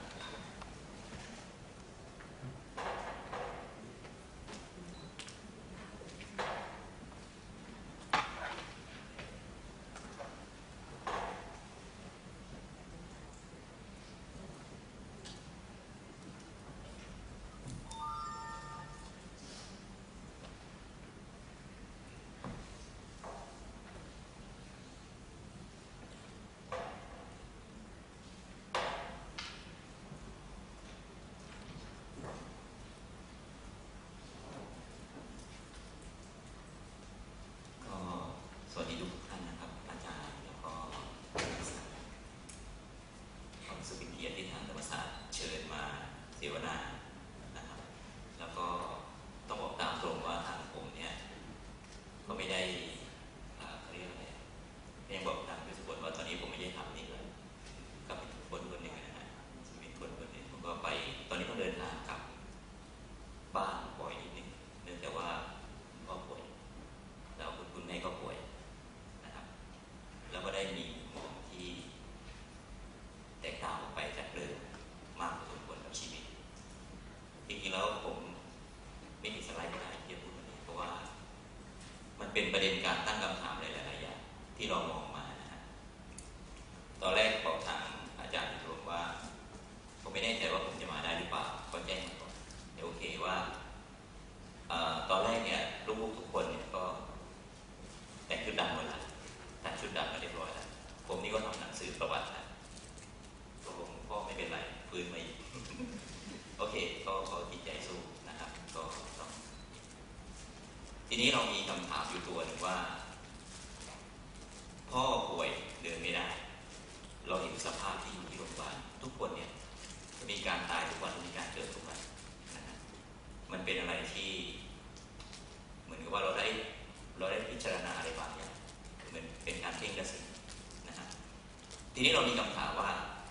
ลองดูว่าคำถามตัวนี้จะเกี่ยวพันกับงานออกแบบได้หรือเปล่านะฮะคนเดินไม่ได้นะฮะเขาก็นอนอยู่นะก็มีแต่คิดว่าเขาเคยทำอะไรมาบ้างดีหรือไม่ดีเราไม่รู้นะฮะว่าสิ่งที่ดีมันจะทำให้เขามีความสุขหรือเปล่าหรือว่าไม่ดีทำให้เขาทุกข์หรือเปล่าอันนั้นเราไม่ทราบแต่ในเมื่อเราเดินได้นะฮะสมมติว่าเราเดินได้นะครับเขาเดินไม่ได้เราเดินได้เราจะเดินไปเพื่ออะไรนะฮะสมมตินะฮะเราเดินจะไปเพื่อทำความดีหรือทำความชั่วนะฮะนั่นคือหนึ่งนะสองก็คือว่าในขณะที่เดินเนี่ยเราจะได้ประโยชน์จากการเดินมากกว่านั้นอีกไหมเช่นว่าเดินด้วยสติซึ่งเมื่อว่าผมโชคดีที่ว่าผมได้ไปปฏิบัติธรรมจากที่วัดแล้วก็คือการปฏิบัติธรรมที่ดีกว่าการเขาเรียกอะไรนั่งสมาธิก็คือการกำหนดสำหรับผมตัวนี้นะคือว่าถ้าระลึกได้ก็ให้กำหนดว่าซ้ายขวาอะไรแล้วแต่ให้กำหนดก่อนจริงๆแล้วก็คือว่าบอกก่อนที่จะทำแค่นั้นนี่ก็คือหลักการคร่าวๆนะก็คือเพื่อให้จิตเป็นหนึ่งก็คือจะไม่วอกแวกก็ใช้ร่างกายนี่แหละด้วยความที่เป็นมนุษย์เนี่ยก็แตกต่างกับเทวดาก็คือเทวดาไม่มีร่างก็ ก็กำหนดไม่ได้เรามีด้านก็กำหนดไปอันนี้ก็เป็นประเด็นที่จริงแล้วผมคิดว่าในงานออกแบบเนี่ยคือเราต้องทำสักอย่างอะไรสักอย่างก็ได้แต่ว่าผลกระทบที่เกิดขึ้นเนี่ยมันไปยังไงนะฮะเช่นว่าเราอาจจะจริงแล้วผมมีสไลด์ของชาวอิตาลีที่ออกแบบหลุมฝังศพก็น่าจะมีในตอนท้ายจริงแล้วถึงไม่มีรูปก็ยังได้เลยแบบนี้นะเพราะว่ามันเป็นเรื่องของไอเดียคือคนเนี่ยเวลาคนตายเนี่ยเราจะใช้ประโยชน์จากคนตายได้ยังไงนะฮะแล้วเมื่อกี้ที่คุณยศพลพูดถึงป่าเนี่ยเดี๋ยวผมจะพูดถึงป่าทีหลังแล้วกันนะผมจะพูดถึงความแหลมคมในงานออกแบบชิ้นนี้แล้วก็ผมถือว่าเป็นสิ่งที่ผมชอบงานดีไซน์ชิ้นนี้มากเลยก็คือว่าคนเวลาตายเนี่ยก็จะให้คนย้อนกลับไปสู่จุดเริ่มต้นก็คืองอกมันอยู่ในรังไข่ของแม่นะครับแล้วก็จะมีตัวสารตัวหนึ่งเคลือบไว้นะฮะวัสดุตัวหนึ่งเคลือบไว้แล้วก็ฝังลงไปในดินนะฮะสารตัวนี้เวลาล่วงเลยไปเนี่ยก็จะปลูกต้นไม้ต้นหนึ่งนะพอปลูกต้นไม้ต้นหนึ่งเนี่ยสารตัวนี้เวลามันผ่านไปเนี่ยก็จะละลายสลายตัวเป็นธรรมชาติก็จะเป็นอาหารของต้นไม้นะฮะต้นไม้ต้นนี้ก็เติบโตด้วยอาศัยซากของร่างกายซึ่งย้อนกลับลงไปในดินหลังจากนั้นต้นไม้ต้นนี้จะไม่มีคนกล้ามาตัดเพราะเป็นต้นไม้ไม่มีเจ้าของสุดท้ายเราก็ได้ป่ามาไม่มีใครกล้ายุ่งถามว่าใครกล้าตัดไหมนี่คือความเชื่อลองดูว่าถ้าเกิดว่าเราทำแบบนี้ได้เนี่ยมันเก่งมากเลยเพราะมันเป็นสโลบายที่เยี่ยมยศมากเลยก็คือว่าเราใช้ความเป็นของเบ้งลองดูที่ว่าเอามาใช้ในงานสถาปัตยกรรมนะคือมันเป็นการคิดที่หรืออย่างในญี่ปุ่นก็ห้ามสร้างตึกสูงก็ห้ามยังไงเพราะว่ามันมีภูเขาอยู่ด้านหลังใช่ไหมครับก็ไปเขียนคำที่คนญี่ปุ่นถือว่าคำนี้เป็นคำศักดิ์สิทธิ์ของเขาอยู่ด้านหลังสมมติว่าเขาห้ามตึกสูง3 ชั้นเขาไปเขียนที่ตึก2 ชั้นพอขึ้นจะ3มันบังกับอักษรตัวนั้นเพราะฉะนั้นเนี่ยถ้าเกิดใครไปสร้างตึกตัวนั้นปั๊บเนี่ยชุมชนทั้งหมดเนี่ยก็จะด่าคนกฎหมายไม่ต้องไปว่าเพราะว่ากฎชุมชนมีว่าเขาแล้วนะฮะอันนี้เป็นประเด็นที่มันแบบผมว่ามันน่าสนใจนะฮะเพราะว่ามันมีงานหลายชิ้นนิดหนึ่งผมว่าตอนนี้ผมก็ปาไว้ตั้ง7 นาทีแล้วมั้งเนี่ยก็ผมพูดไล่ไปเลยดีกว่าเพราะว่าเดี๋ยวผมไล่เลยจริงๆแล้วพอมันประเด็นของธรรมชาติมันกว้างนิดนึงทีนี้ผมก็คิดว่าคืองานในงานสถาปัตยกรรมนี่มันเป็นแค่เล็กนิดเดียวของชีวิตคืองานมันเป็นคุณต้องเข้าใจชีวิตก่อนแล้วคุณจะกระจายมันเป็นวรรณกรรมสถาปัตยกรรมเป็นอะไรต่างๆก็แล้วแต่ในที่มันเข้าใจชีวิตเพราะว่าทั้งหมดนั้นคือโลกของการสติหรืออย่างที่คุณตัวสกุลพูดเนี่ยก็คือเรื่องของสติต้นไม้ก็คือเรื่องของธรรมชาติระบบเพราะฉะนั้นเนี่ยส่วนที่เราทำเนี่ยที่งานสถาปัตยกรรมเนี่ยมันเล็กน้อยมากนะฮะแต่ความเข้าใจที่จะเข้าใจในระบบของรวมทั้งหมดเนี่ยอันนั้นเป็นสิ่งที่ยากแล้วพอเราทำงานไปสักระยะรู้สึกว่าความธรรมดาเนี่ยมันยากมากคือทำให้มันเป็นปกติยากมากแต่ว่าปกติที่สวยงามเนี่ยยากยิ่งกว่าเพราะนั้นปกติสวยงามอาจจะไม่ต้องทำเลยก็ได้แต่ว่าเข้าใจก็ผมว่าคนเป็นพระก็น่าจะฉลาดที่สุดแล้วเลยไม่ว่าอะไรเป็นแบบนั้นก็ได้คือแค่เข้าใจแล้วก็ปล่อยวางโอเคต่อไม่รู้เกี่ยวกับงานหรือเปล่าเกี่ยวใช่ไหมจริงๆแล้วผมจะเล่าเรื่องงานสั้นๆที่เหลือก็จะเป็นอันนี้เป็นงานที่วัดแล้วก็มันเป็นกุฏิที่แบบเก่ามากนะฮะเราก็ต้องมาสร้างกุฏิใหม่ทีนี้พอเรามาสร้างกุฏิใหม่เนี่ยเราก็ทำยังไงที่จะคือกุฏิเก่าจะมีประเด็นเรื่องของจริยวัตรคือคนเดินไปเดินมาแล้วมีห้องน้ำอยู่ตรงมุมนี้นะแล้วก็จะมีเรื่องของผู้คนแล้วก็ผู้คนเดินไปมาเนี่ยมันก็ไม่เหมาะสมเราก็ต้องมาสร้างอะไรสักอย่างที่ทำให้จริยวัตรดูดีขึ้นมานะ แล้วก็ถูกคาราเทศะแล้วก็ด้วยจำนวนของพระที่เพิ่มมากขึ้นเราก็ต้องมาขยายเราได้รื้ออาคารเก่าแล้วก็เก็บไม้ทั้งหมดที่เป็นของเก่านี้มานะครับแล้วก็ห้องน้ำเราก็อยู่เหมือนเดิมแต่ว่าเราทำสูงขึ้นก็เป็น2 ชั้นก็มีสโลปดินแล้วก็ปรับเป็นอันนี้ก็เป็นแปลนนะฮะเปิดอาคารอยู่ตรงหัวมุมพอดีนะฮะทีนี้เปิดว่า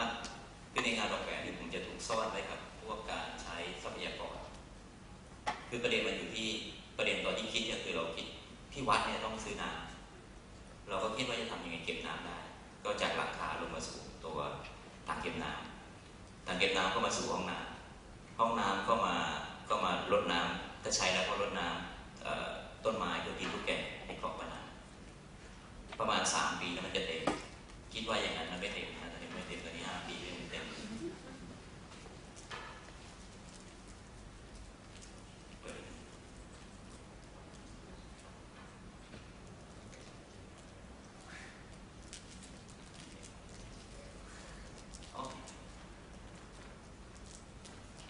ผมจะพูดไปไวๆนิดนึงเพราะว่า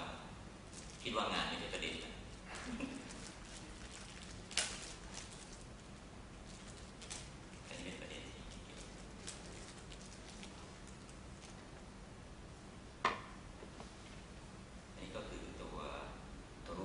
แสดงเห็นว่าช่องเจาะที่เราเจาะแต่ละช่วงนี้มันสัมพันธ์กับการเป็นตอนแรกผมไม่ได้ทำแต่ว่ากรรมการที่เขาตัดสินงานเนี่ยได้เจอกับผมบอกว่าช่องที่เจาะมันเหมือนกับเป็นกระแสเจาะเพื่อเอารูปแบบเราก็เลยต้องมาแสดงให้ดูว่าทำไมกำแพงมันถึงสูงเลยเพราะว่าคอนทัวร์หรือว่าระดับของดินแตกต่างกันอันนี้คือของเดิมนะฮะของเดิมจะมีต้นแสงจันทร์และห้องน้ำอยู่ตัวต้นแสงจันทร์แล้วก็กุฏิข้างบนข้างล่างต้นไม้ทุกต้นนี้ต้นแสงจันทร์ก็ขุดไปไว้ด้านแล้วก็ของเก่าเราก็เก็บไปทั้งหมดเลยแล้วก็ไม้เดิมเราเก็บไปทั้งหมดเลยทีนี้ก็ต่างชาติบนเขาเราก็ไม่มีเราก็ทำให้เสร็จก่อนแล้วก็มาผ่าทีหลังซีลเปรย์พ่นแล้วก็ไม่สิ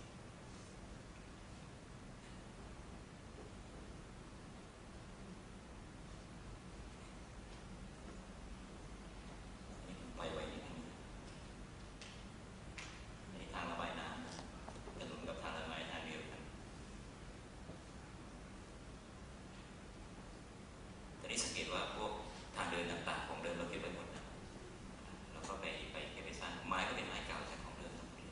หน้าต่างเป็นหน้าต่างเก่าจะมาสร้างพื้นที่ใหม่ด้านในก็เป็นคอร์ดกลาง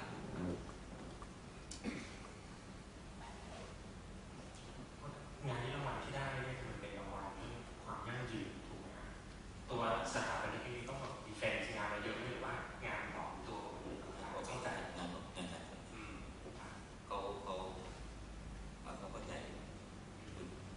มันจะสื่อด้วยภาพได้นะตอนนี้เป็นเรื่องของแสงถ้าเราไม่จำเป็นต้องเปิดไฟได้ก็ให้แสงก็จะดีพวกของต่างๆที่เช่นว่าประตูอะไรที่เรามีข้างเดียวเราเป็นหน้าต่างนะครับแล้วเป็นงานที่มันเป็นงานที่ทำให้เราอิสระเพราะว่า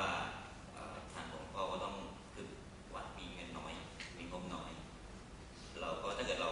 ทำให้งบน้อยได้เราก็มีอิสระนะ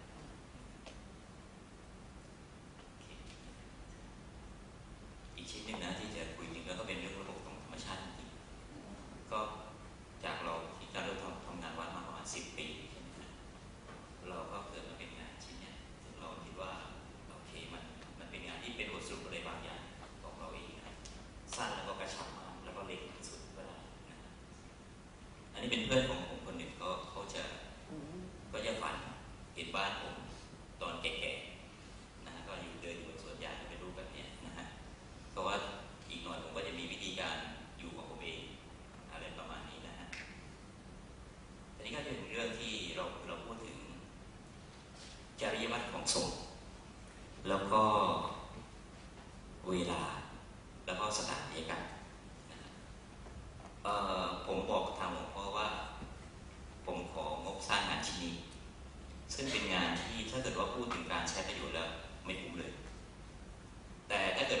ว่าเป็นศิลาจารึกของพระพุทธเจ้าของทางศาสนาภูมิมากเลยนะฮะเพราะว่างานชิ้นนี้มันอยู่ที่ว่าทำไมคำสอนถึงสอนมาอย่างนี้ทำไมจริยวัตรถึงต้องเป็นอย่างนั้นเพราะว่าเขาสอนให้เราเคารพตามคือตามธรรมชาติคือคอยตามกับธรรมชาติแต่ผมได้แปลมาเป็นงานศัลยกรรมนะฮะเพราะว่ามันเป็นสายวิชาชีพเราในเบื้องต้นก็คือความเข้าใจในชีวิตแต่ในช่วงหลังก็คือการแปลงมาเป็นงานคือในสิ่งที่เราถนัดแปลงเป็นวรรณกรรมหรือจะเป็นศัลยกรรมก็ได้นะฮะอันนี้เราพูดถึงเวลาเราแบ่งเป็นเวลาวันหนึ่งก็มี24 ชั่วโมงแบ่งเป็น3 ช่วงก็เป็น8นะฮะ8แรกก็คือว่าตื่นที่4แล้วก็ช่วง8 โมงก็ฉันวัดเช้าแล้วก็คือก่อนเที่ยงก็คือฉันเพลช่วงที่2นะฮะช่วงที่2ก็คือจะหลังจากเที่ยงไปจนถึง2 ทุ่มเนี่ยก็เป็นช่วงเวลาของการอ่านหนังสือแล้วก็อาจจะเป็นอะไรก็ตามที่ใช้แสงสว่างได้นะก็จะเป็นอ่านหนังสืออาจจะสวดมนต์อะไรอ่านหนังสือหรือว่าทำความสะอาดแล้วแต่นะฮะส่วนช่วงที่เป็นช่วงตอนประมาณ2 ทุ่มถึงตี 4ช่วงจำวัดก่อนจำวัดก็จะมีการนั่งสมาธิอะไรต่างๆที่ไม่ต้องใช้แสงสว่างแล้วก็หลังจากนั้นเสร็จปุ๊บเนี่ยเราก็แปลมาเป็นรูปแบบทางด้านศัลยกรรมเป็นช่วงเช้าช่วงเที่ยงแล้วก็ช่วงตอนกลางคืนช่วงเช้าก็การเทผนังช่วงเที่ยงก็การเทเฉพาะส่วนบนหลังคาช่วงตอนกลางคืนเราปักรถไปนะฮะก็จะเป็นแบบภาพแรกที่เราเห็นเป็นผนังด้านนี้เพราะว่าตอนที่เมื่อก่อนตอนที่ผมเรียนพัทลุงใช่ไหมฮะมันจะมีตึกหนึ่งตึกไม่ได้สวยหรอกแต่ว่าตอนเย็นก่อนกลับบ้านเนี่ยประมาณสักบ่าย 3แดดมันจะส่องแล้วจะมีเงาของอาคารตกมาพอดีเราชอบไปนั่งคือการนั่งที่แบบนั่งเป็นเวลาไม่ได้นั่งตลอดเวลามันจะรู้สึกดีนะฮะอันนี้ก็เป็นภาพอันนี้ไม่ใช่ของจริงเป็นภาพเขียนในน้องเขียนก็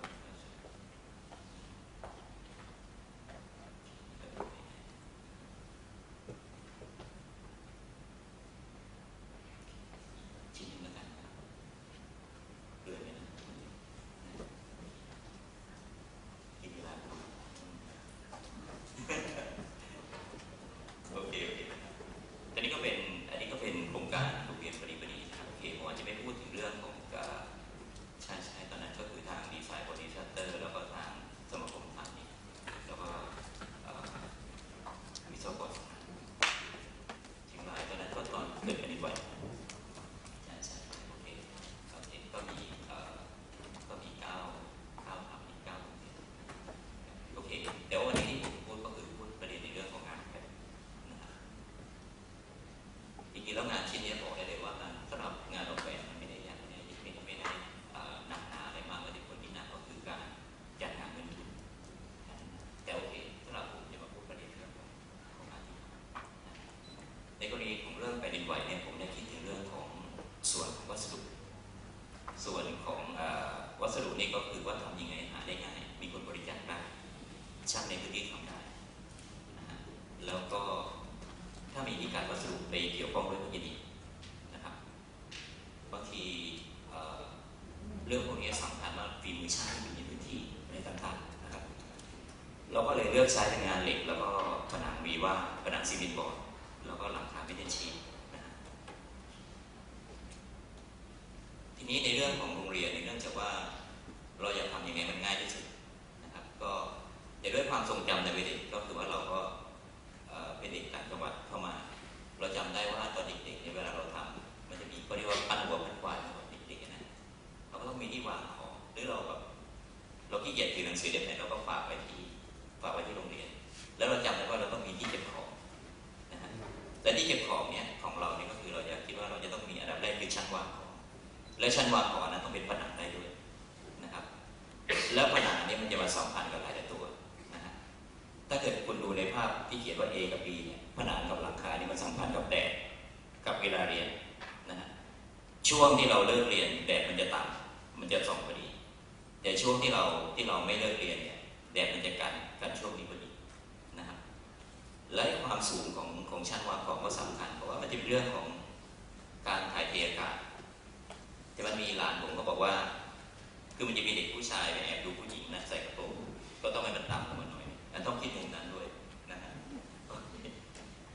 ทีนี้วิธีการวางแปลนผมเนี่ยเนื่องจากว่าผมจะเจาะช่องว่างไว้ช่องหนึ่งดูภาพที่1แล้วกันนะครับมันจะมีภาพ1ภาพ2ช่องว่างไว้ช่องหนึ่งนะแล้วก็มันจะมีก้อนหินอยู่ก้อนหนึ่งซึ่งเป็นอุปสรรคของงานก่อสร้างแต่เราได้สลับช่องว่างนี้ไปอีกด้านพอสลับช่องว่างเสร็จเปิดว่าที่พื้นที่มันจะมีวัดแล้วก็จะมีพระพุทธรูปองค์ใหญ่สูงมากเลยอยู่บนภูเขานะเราก็เลยสลับห้องที่3เนี่ยสลับประตูเพื่อที่จะตอนเดินเข้ามาจะได้เจอกับพระพุทธรูปจะได้สักการะพระพุทธรูปนะฮะแล้วด้วยความสูงของช่องเราต้องเทียบกับตึกก่อสร้างนี่คืองานไม่ได้ธรรมดามากแต่นี่คือของจริงที่แสดงแล้วก็ส่วนด้านล่างนี่ก็จะเป็นเนื่องจากมันติดสนามบอลด้านล่างก็จะเป็นบันไดแล้วก็เป็นที่นั่งเวลาเชียร์บอลต่างๆนะแต่นี่เป็นช่องสักการะพระพุทธรูปตอนหลังรู้สึกว่าอาจารย์ผอ.ก็อยากได้ความปลอดภัยก็เลยเป็นซีไปแต่ก็เป็นผลดีก็เหมือนเป็นโครงทัศน์ในตัวเรื่องการเป็นไหวนะฮะอันนี้คือข้อนี้ที่เราสลับมาเนื่องจากงานก่อสร้างแต่มันเป็นผลดีเพราะว่าทุกวันเด็กจะต้องเดินผ่านข้อนี้ทุกวัน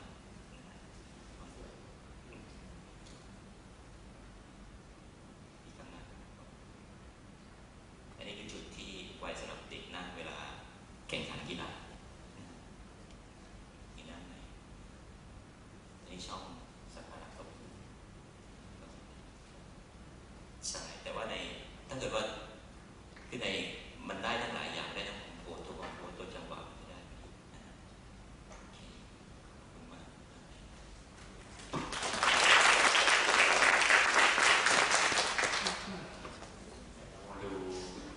ที่มันเป็นวิดีโอนะก่อนใช้วิดีโอพูดก่อนเดี๋ยวดูแล้วจะงงสวัสดีค่ะทุกท่านสวัสดีค่ะสาธุทั้งรุ่นพี่รุ่นน้องไม่รู้รุ่นไหนเป็นรุ่นไหนข้างหน้าจะอายุมากหน่อยกว่าข้างหลังหรือเปล่าเดาอยู่นั่นแหละสาธุชนทุกท่านค่ะคือชอบหัวข้อนี้มากเลยตัดสินใจมาแล้วปกติไม่ค่อยไปไหนในอาสมคืออย่างนี้ค่ะเริ่มต้นอย่างนี้นะลืมหัวข้อที่ตั้งไว้ก่อนแล้วเดี๋ยวดูว่ามันสัมพันธ์กันป่ะคนเกิดมาต้องอยู่ด้วยกันอันที่2คนต้องใช้ทรัพยากรอันที่3กระบวนการจัดการทรัพยากรจัดต้องไม่ใช่จัดต้องในที่สุดมันกลายเป็นเรื่องวิถีชีวิตวัฒนธรรมความเชื่อมันเป็นเรื่องที่มาด้วยกันมันคนละเรื่องแต่มันเป็นเรื่องเดียวกันยกตัวอย่างเกิดมาต้องอยู่ในครอบครัวสังคมที่เล็กที่สุดเท่าที่มนุษยชาติจะศึกษาได้ณปัจจุบันในประเทศไทยก็คือมาลาบลีเนี่ยอยู่กัน10 คนบวกลบอยู่ไม่เกินนั้นพอล้างหมูป่าได้ตัวนึงถ้าเกิดอยู่100 คนมันแบ่งกันไม่ได้กระบวนการที่แบบอยู่กับธรรมชาติเขาอยู่ในป่าซึ่งมันมีใบไม้บางชนิดที่เป็นใบปาล์มแล้วมาทำเป็นหลังคาจะเรียกว่าผีตองเหลืองผีอะไรไม่รู้แต่ว่าอยู่ที่เมืองน่านตอนนี้ยังศึกษาได้อยู่เขามีการถักเชือกเป็นกระเป๋าที่สวยงามมากมีอยู่ช่วงนึงใครเห็นก็จะปาทิ้งแต่เดี๋ยวนี้กลายเป็นเรื่องที่แบบฮิตมากสวยมากทนมากดีมากแล้วมันก็กลายเป็นสิ่งที่มีค่าและกลายเป็นสินค้าสำคัญในโลกปัจจุบันนี้เนาะแต่นั่นคือการใช้ทรัพยากรที่เขามีอยู่ให้เป็นประโยชน์ตัดภาพไปเลยลวกเมืองน่านปลูกบ้านด้วยไม้ไผ่ทั้งหลังเพราะว่าเขาอยู่ในป่าแบบชนิดที่มีไม้ไผ่เยอะมีไม้จริงผสมนิดหน่อยที่สาราตัดภาพไปที่ไหนก็ไม่รู้บ้านคุณนิรมนต์อะไรตอนนี้ก็ปลูกบ้านไม้ไผ่อยู่ที่จังหวัดเชียงรายเหตุผลเดียวกันเราอยู่บนแผ่นดินเต้นระบำเราจะทำไงถึงจะเต้นระบำตามมันยามจำเป็นเพราะฉะนั้นก็ที่เชียงรายเขามากๆเที่ยวคราวนี้อย่างนี้ค่ะคนต้องอยู่ด้วยกันแล้วคนต้องใช้วิธีการถ้าเกิดอยู่กันหลายคนขึ้นต่างคนต่างตัดต้นไม้เจ๊งกันไปทั้งแผ่นเพราะฉะนั้นเขาจะต้องมีความเชื่อเข้ามากำกับเมื่อก่อนยังไม่มีศาสนาพุทธศาสนาคริสต์ศาสนาอะไรยังไม่มีเป็นแบบชีวิตดึกดำบรรพ์ความเชื่อในเรื่องเหนือธรรมชาติจะตัดต้นไม้บวงสรวงอยู่นั่นแหละไม่งั้นตัดไม่ดีทางลมทับเหลาหรือว่ามันมีป่าหลายป่าในชุมชนที่ห้ามตัดในที่อย่างเช่นคนอาขาอีก้อนะสมัยก่อนเนี่ยอีก้อแต่สมัยนี้ไทยนี่ก็เชิญต้องเรียกว่าอาขาคนอาขาเขาอยู่บนยอดดอยเคล็ดลับที่สำคัญที่สุดคือยอดดอยนั้นต้องเป็นยอดดอยที่มีบ่อน้ำธรรมชาติที่เป็นตาน้ำ ไม่อย่างนั้นคุณจะไปเอาน้ำที่ไหนกินมันไม่มีเพราะฉะนั้นทุกยอดดอยที่คนอาขาลงหลักปักฐานต้องมีบ่อน้ำที่เรียกว่าบ่อน้ำศักดิ์สิทธิ์เป็นน้ำสะอาดที่ห้ามลูกหลานเข้าไปยุ่งเกี่ยวยกเว้นวันพิธีเปิดบ่อน้ำเพราะอะไรเกิดแบบคนป่วยไม่สบายไปตักน้ำใช้ไม่ได้กันทั้งหมู่บ้านเพราะฉะนั้นจริงๆมันเป็นอุบายโบราณในการจัดการทรัพยากรธรรมชาติมันมีมากกว่านั้นอีกป่ารอบๆบ่อน้ำศักดิ์สิทธิ์ห้ามตัดถ้าตัดมันก็ไม่ศักดิ์สิทธิ์สิน้ำไม่มีถูกไหมเพราะฉะนั้นมันเป็นไม่รู้ว่ามันเป็นอุบายโบราณมันเป็นความเชื่อมันเป็นอะไรแต่มันเป็นสิ่งที่พิสูจน์แล้วว่ามันทำให้น้ำบ่อนั้นอยู่ได้จนถึงทุกวันนี้เนาะป่าช้าห้ามตัดนะคนปากยอหรือบางคนเรียกกะเหรี่ยงไหมคนปากยอกะเหรี่ยงมี2 อย่างสกอร์โขลงคนปากยอเขามีความเชื่อว่าเด็กทุกคนเกิดมามีสะดือใช่ปะเส้นสายสะดือเขาก็เอาสายสะดือที่หลุดออกมาจากเด็กทารกไปแขวนที่ต้นไม้มันก็จะมีป่าสะดือซึ่งเด็กแต่ละคนก็จะแบบว่าต้นนี้เป็นสะดือของฉันห้ามตัดเด็ดขาดเจ๋งปะเนี่ยมันเป็นเรื่องที่มนุษย์ตั้งแต่ยุคไหนเขามีมาแล้วและเขาบอกว่าตอนนี้บางหมู่บ้านยังมีอยู่นะ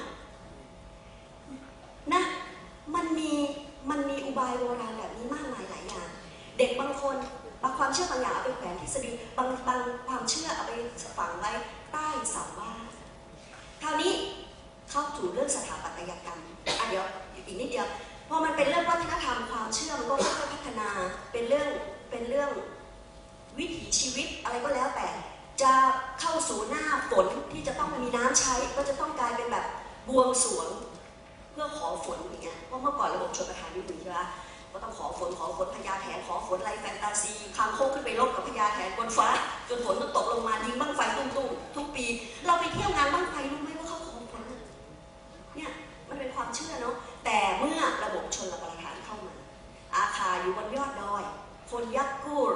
คนกวางยักกู้นี่อยู่ชัยภูมิคนกวางอยู่แถวสุพรรณบุรีอยู่ตามเนินเขาเพราะอะไรเขาไม่อยู่ป่าทึบหรอกเขาบอกว่าล่าสัตว์ยากสัตว์เล็กสัตว์น้อยเป็นอาหารอันตรายป่วยไข้ง่ายด้วยอยู่ป่าที่มันพอมือมีเห็ดมีหนอนเลยมีป่าแบบเบญจพรรณป่าแตงรังดีกว่าทั้งเยอะมดแมงหากินได้เยอะใส่เขย่าไข่มดแดงนี้เป็นต้นมันก็จะมีวิธีแบบนี้แต่คนไทยหรือคนไทยเก่งมากเรื่องระบบชลประทานเขามีระบบชลประทานน้ำไหลหลากแบบไหนอย่างไรคนล้านนาก็เช่นเดียวกันนะคะเพราะว่าไตเหมือนกันเนาะไตยวนไตล้านนาเขามีกระบวนการจัดการทางชลประทานมีแก่ฝายมีเหมืองฝายปีหนึ่งทุกคนที่เป็นลูกแม่น้ำเดียวกันต้องไปช่วยกันขุดลอกเหมืองฝายเพื่อที่จะให้น้ำมันไหลมาไปสู่คนที่อยู่ไกลที่สุดลูกแม่น้ำเดียวกันคือต้องเจรจากันด้วยนะยูเปิดน้ำเข้านายูเยอะเกินไปคนทางน้ำไม่ได้แก่ฝายไปเจรจาประชุมคุยกระบวนการเหล่านี้มีมาหมดเพิ่งสิ้นสุดไปเมื่อยุคชลประทานส่วนกลางซึ่งตอนนี้ไม่รู้ใครเป็นเจ้าภาพเปิดประตูน้ำทีต้องขออนุญาตเนี่ยก็ยุ่งยากพอสมควรข้อนี้ก็มีค่ะไม่ใช่ไม่มีเนาะแต่ว่านี่ก็เล่าให้ฟังในฐานะที่เป็นมุมมองจากทางชาวบ้านนะคราวนี้กระบวนการต่างๆเหล่านี้ทำให้มนุษย์ตั้งถิ่นฐานชุมชนแตกต่างกันตามทรัพยากรเข้าเรื่องสถาปัตย์รูปร่างบ้านเรือนจึงไม่เหมือนกันถ้าเกิดเป็นลุ่มน้ำซึ่งอยุธยาที่ใครเล่าอาจารย์อยุธยาก็ต้องอยู่บ้านยกพื้นสูงใช่ปะแขวนเรือไว้ข้างใต้เขาถึงเรียกขึ้นคานไงคือพอถึงหน้าแล้งไม่ต้องใช้เรือเอาเรือแขวนไว้บนคานพอหน้าน้ำก็เอาลงมาปล่อยอีกเพราะงั้นใครบอกว่าเราขึ้นคานเฮ้ยปีหน้าอากาศจะมีหวังล้อเล่นก็เพราะฉะนั้นแล้วเนี่ยที่คนที่อยู่ที่ราบลุ่มเขาก็จะต้องอยู่บ้านยกตื้นเพื่อที่จะน้ำมาฉันก็สบายมากเลยนะก็มีปุ๋ยมาน้ำลดปุ๊บทำนาต่อได้เลยอะไรอย่างนี้เป็นต้นเนาะหรือว่าน้ำกำลังจะมาเรารู้ล่วงหน้าเราเกี่ยวข้าวได้ยุคนี้มีการกั้นน้ำและปล่อยน้ำไม่เป็นระบบเจ๊งกันเป็นแถบเพราะอะไรนึกว่าน้ำจะมาน้ำไม่มาบางที่นึกว่าน้ำจะไม่มาน้ำท่วมเกี่ยวข้าวไม่ทัน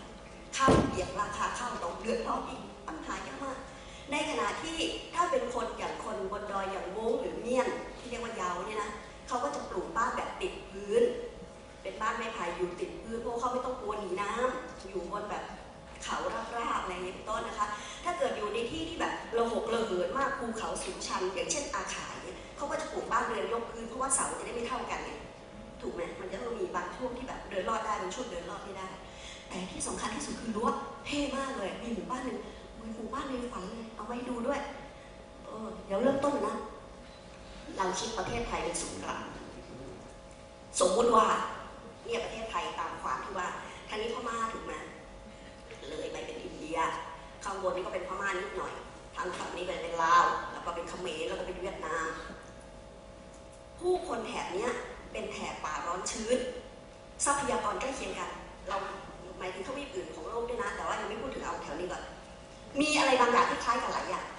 พี่เราไปนากาแลนด์มาก็เลยเอารูปมาให้ดูนากาแลนด์นี่เป็นภาคอีสานของอินเดียทำไมเขาว่าอีสานนี่มันช่างยากลำบากนะภาคอีสานของอินเดียไปดูสิว่าเป็นยังไงฉายเลยกดไม่ถูกนี่พูดเร็วมากเลยฟังไม่ทันนะอินเดียบริเวณหัวไก่นี่ค่ะ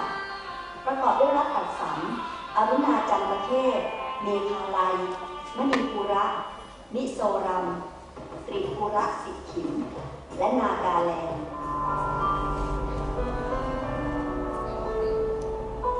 พอพูดถึงคนนากาเนี่ยไม่ได้เป็นชนเผ่าใดเผ่าหนึ่งหรือกลุ่มใดกลุ่มหนึ่งเขาไปอยู่รวมกันหลายกลุ่มนะคะเราก็ไม่รู้หรอกว่าเขาเป็นคนกลุ่มไหนนอกจากต้องถามเขาบอกว่าชีวิตแบบนี้แบบที่เรากำลังเห็นแบบนี้เป็นชีวิตหรือว่าวิถีชีวิตที่เลิกกันไปประมาณสัก30 ถึง 50 ปีมาแล้วโอเคภาคสดมันกว่าเยอะก็คือเขายังใช้วิถีชีวิตแบบไม้ไผ่นี่ดูเหมือนบ้านเราไหมใครไปทางเหนือเนี่ยสะพานเป็นอย่างนี้เมืองปลายที่ไปเดินเซลฟี่กันแบบนี้แหละแต่นี่คือที่นากาแลนด์ภาคตะวันออกเฉียงเหนือของอินเดียนี่วิธีการทำลายไม้ไผ่เจ๋งไหมล่ะแบบว่าเป๊ะมากเลยอ่ะนี่คือหลังคาบ้านนะคะใช้ใบปาล์มหรือว่าบ้านเราก็เป็นต้นคอมั่งต้นจากมั่งอะไรมั่งก็แล้วแต่รูปทรงบ้านก็ไม่เหมือนกันอันนี้เป็นที่ล้วเมืองน่านชื่อบ้านป่ากำบ้านทุกหลังยังหันหน้าไปในทางเดียวกันครับอันนี้ของอาคาอันนี้ล้วป่ากำค่ะทำไมจำได้ทุกบ้านเลยปะนุนี่คือวิธีการทำงานอันนี้กลับมาที่นากาแลนด์นะคะดูลักษณะของการขึ้นโครงอาคารของเขาเนาะก็จะคล้ายใกล้เคียงกันแล้วก็ใช้วัสดุจากธรรมชาติทั้งสิ้นเวลาจะใช้เชือกไม่ต้องซื้อค่ะนี่แหละเขาก็จะมีเปลือกไม้บางชนิดที่เขาสามารถเอามาทำได้วิถีชีวิตใกล้เคียงกับทางพม่าเนื่องจากอะไรจริงๆภาคอินเดียภาคตะวันออกเฉียงใต้ของอินเดียคือติดกับพม่าเลยแล้วทุกวันนี้เขาก็ยังไม่อยากเป็นอินเดียเลยเขายังอยากเป็นอิสระจากประเทศอินเดียอยู่มีประมาณ7 รัฐอยู่ทางฝั่งหัวไก่ของอินเดียนะก็ยังตอนนี้เจรจาอยู่กันอยู่ตอนนี้สงสัยลืมไปละคราวนี้สำนวนภาษาล่ะภาษาที่เขาพูดนะเป็นภาษาเดียวกับกะเหรี่ยงและโขลงในประเทศไทยก็น่าสนใจอยู่แสดงว่ามันมีรากภาษาที่ใกล้เคียงกันนะคะก็ไปดูกันอันนี้จริงๆเอามาให้ดูเพราะจะบอกว่าจริงๆแล้ววิถีวัฒนธรรมที่เป็นวัฒนธรรมรากเหง้าเดียวกันเนี่ยมันจะมีเส้นทางที่ใกล้กันอยู่ถ้าเราลดพรมแดนชาติออกนะดูพรมแดนทางวัฒนธรรมแทนนะอันนี้เมื่อกี้นี้ก็เห็นอาคาแล้วอันนี้เป็นคนเผ่าเมียนอันนี้เป็นปากยอนี่คือจะพูดถึงคนที่ใช้ภาษาเดียวกันกับคนที่นากาแลนด์จริงๆเป็นเครือข่ายญาติพันธุ์ชาติพันธุ์ญาติกันทั้งนั้นนะเนาะนี่คือการเริงระบำประจำปีของเขาค่ะฟังเสียงหน่อยดีกว่าตรงนี้น่าจะสนุกแต่ว่าทำไม่เป็นมันเลยไปละกดฟัง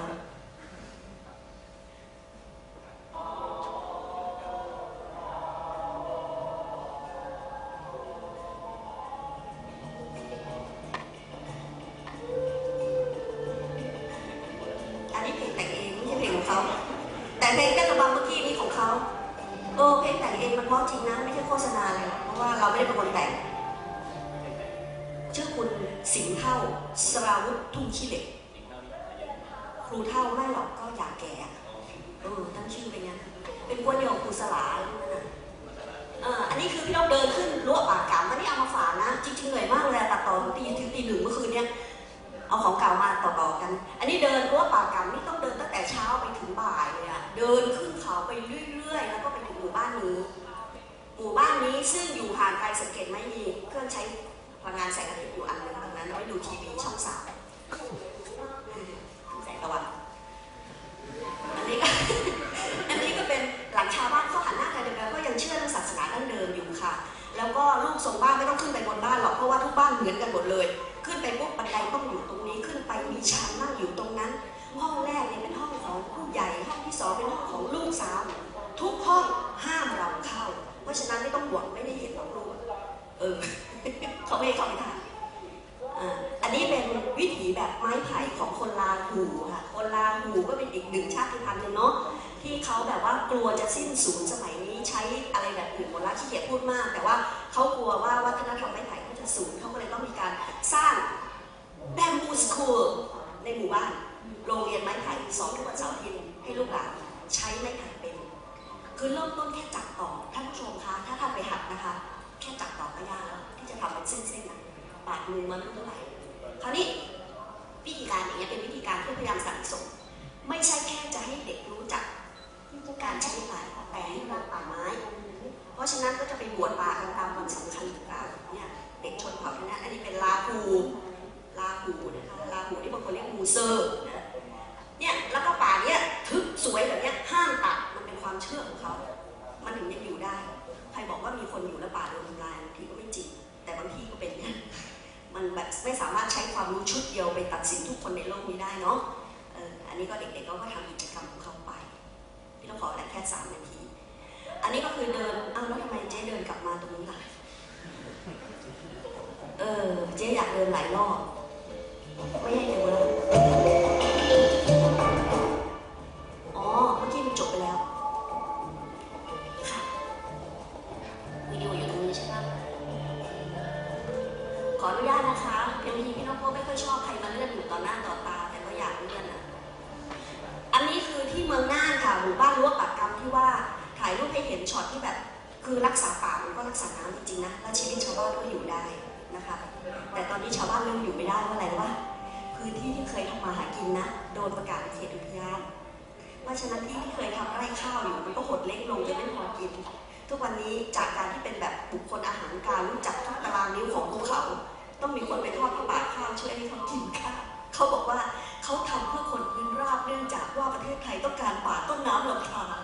เหมือนคุณป้าคนนั้นเลยที่บอกว่ายินดีให้พนังเจอผนังห่วยๆนั้นเพราะว่าเพื่อประชาชนคนส่วนใหญ่ของชาติมันใช่หรือเปล่าคะท่านผู้ชมอย่างนั้นเป็นต้นเนี่ยชีวิตก็เป็นเช่นนี้อ๋อนี่ค่ะเดี๋ยวจะเอาด้านของเอาอาคารนะเดี๋ยวอย่าเพิ่งปวดหัวนะคะเพราะว่าดิฉันก็ปวดเหมือนกันอันนี้ของหาดูได้ยากใครเคยกินเหล้าอุ่นไหมเดี๋ยวนะนี่ดูดเหล้าอุ่นอันนี้ของจริงไม่ได้กินเพื่อความบันเทิงนะกินเพื่อการสังเวยหลังจากฤดูการเก็บเกี่ยวแล้วอันนี้เอามาให้ดูเฉยๆเพราะเป็นภาพหายากอันนี้เป็นลวกค่ะหลังจากเก็บเกี่ยวเสร็จมีพิธีขอบคุณสิ่งศักดิ์สิทธิ์ที่ทำให้เรามีข้าวกินแล้วเราก็เลยข้าวมาทำเหล้าไงคะแล้วก็เลยได้กินเหล้าไม่มีข้าวก็ไม่มีเหล้าสองเกี่ยวกันนี่อันนี้ก็เป็นวิถีชีวิตแบบอาขาอันนี้ถ้าใครไปเที่ยวตามดอยในวันปาร์ตี้ทั้งหลายก็จะเคยเห็นละอันเนี้ยกะลาล่าเชอเลยทุกอย่างนึงก็ไม่รู้นะพี่นกก็นั่งอยู่หวาดเสียวพอควรแบบนี้เท่อันนี้ทุกคนเด็กทุกคนทุกบ้านจะมีชิงช้าของตัวเองในวันพิเศษวันหนึ่งที่เรียกว่าวันโลชิงช้าใช้ไม้แค่4 ชิ้นไขว้ไปมาแล้วทำชิงช้าได้ไม่หล่นอันที่ใหญ่กว่าคืออันนี้ค่ะอันนี้ต้องใช้แบบสลากประจำชุมชนมาช่วยกันดึงขึ้นไปเขาเรียกว่าชิงช้าใหญ่ประจำปีหลังจากขึ้นชิงช้าเสร็จแล้วนะเขามีเทคนิคการก่อสร้างที่เรียกว่ามันอัศจรรย์มากๆเลยไม้3-4 ชิ้นเองกลายเป็นชิงช้า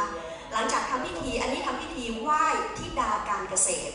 ซึ่งเป็นผู้ปกป้องทำให้การเกษตรประสบความสำเร็จตามความเชื่อของเขา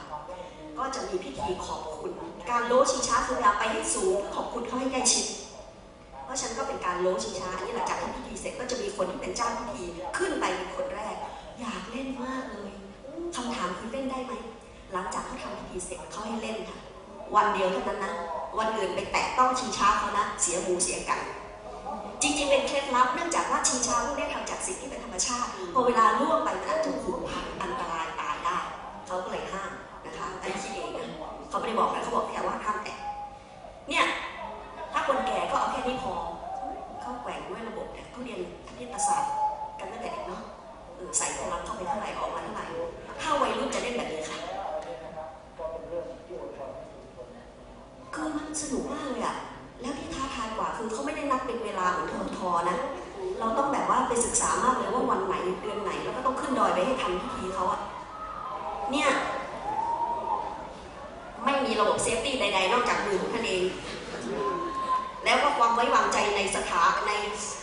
นักสร้าง นักสร้างของชุมชนของเราไอ้พวกตัวเล็กๆที่เขาดูผู้ใหญ่เสร็จแบบเดี๋ยวตาชั้นอะไรเงี้ยต้องเรียงตามลำดับวัยค่ะส่วนเด็กๆก็จะแบบค่อยๆหัดเล็กๆก็เบาๆพอเริ่มเป็นวัยรุ่นคล่องแล้วตอนนี้ก็ไปเท่าที่ไปได้ไอ้นี่ให้ดูอะไรอ่ะดูเรื่องระบบการก่อสร้างมันสูงมากเลยแต่ก็ทำได้แล้วทำอย่างนี้ทุกหมู่บ้านชาวอาคามีการหลบด้วยหลบเพื่อนผู้หญิงก็จะเรียบร้อยนิดนึงมีไม้วางรองที่สะโพกก้นนะคะแล้วก็แกว่งไปเล่นได้ทั้งผู้หญิงทั้งผู้ชายเป็นวัฒนธรรมที่แบบว่าเรื่องว่ามันสนุกดีไม่มีการแบ่งแยกเพศนะแล้วก็จะมีวันเด็กชายวันเด็กหญิงอะไรสารพัดอันนี้เอาให้ดูแบบทึ่งๆเพราะว่ามันหาดูได้ยากเนาะปวดอ่ะอันนี้ไทยให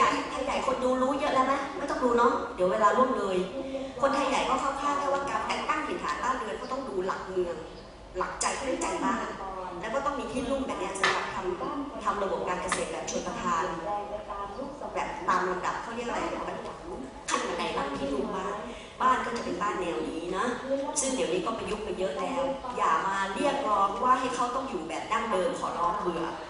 เขาต้องอยู่เพื่อสอดคล้องกับความจำเป็นของชีวิตของเขาวัสดุอะไรหาง่ายเมื่อก่อนไม้ไผ่มีเยอะใบไม้มีเยอะต้องมาใช้อย่างนั้นเดี๋ยวนี้มีสังกะสีแล้วมีเมทัลชีทแล้วไม่เรียกสังกะสีเมทัลชีทแล้วมันก็เปลี่ยนไปอ่ะเหมือนกับการแต่งตัวทำไมต้องให้เขาแต่งตัวแบบดั้งเดิมแต่ถ้าเขาอยากแต่งเราก็ชมว่ามันไม่ง่ายนะที่จะแบบดั้งเดิมได้แต่สมัยนี้ข่าวดีพี่ต้องขอหลีเสียงก่อนหลีไม่เป็นข่าวดีคืออะไรคะมีอยู่ยุคหนึ่งใช้วัสดุอะไรก็ได้ที่ง่ายและถูกแต่เมื่อเวลาเปลี่ยนไปเขาภูมิใจกับคาแรคเตอร์อัตลักษณ์ของชาติพันธุ์เขาเองพี่ต้องไป3 จังหวัดชายแดนใต้บ่อยมากพบว่า5 ปีมานี้บ้านแบบสไตล์มาลายูดั้งเดิมถูกรื้อฟื้นขึ้นมาใหม่เป็นเรื่องราวที่แบบใครที่กำลังจะสร้างบ้านเขาจะเริ่มฝันถึงบ้านแบบดั้งเดิมที่เป็นอัตลักษณ์ทางภาคเหนือก็เริ่มลุกขึ้นมาสร้างบ้านที่เป็นอัตลักษณ์พี่ต้องว่ามันเป็นช่วงเวลาของการสูญเสียและรู้ค่าและกลับขึ้นมาใหม่ก็เหมือนทุกอย่างในโลกนี้ป่าเหลือน้อยก็ช่วยกันรักษาป่าตอนเยอะๆไม่รักษาป่าอะไรนี้เป็นต้นเนาะรวมทั้งเรื่องอื่นๆแต่ที่ยืนยันนะความเปลี่ยนแปลงเป็นเรื่องปกติแล้วการอยู่อาศัยเสื้อผ้าเครื่องแต่งกายยารักษาโรคมันก็เปลี่ยนไปตามองค์ความรู้และความจำเป็นสิ่งที่เกิดขึ้นล้วนงดงามแล้วก็มันก็เอามาตอบโจทย์ชีวิตณช่วงขณะนั้นๆช่วงขณะนี้เราเห็นอะไรสวยอะไรงามเราก็บันทึกไว้แบบที่เห็นนี่แหละค่ะจบรายงาน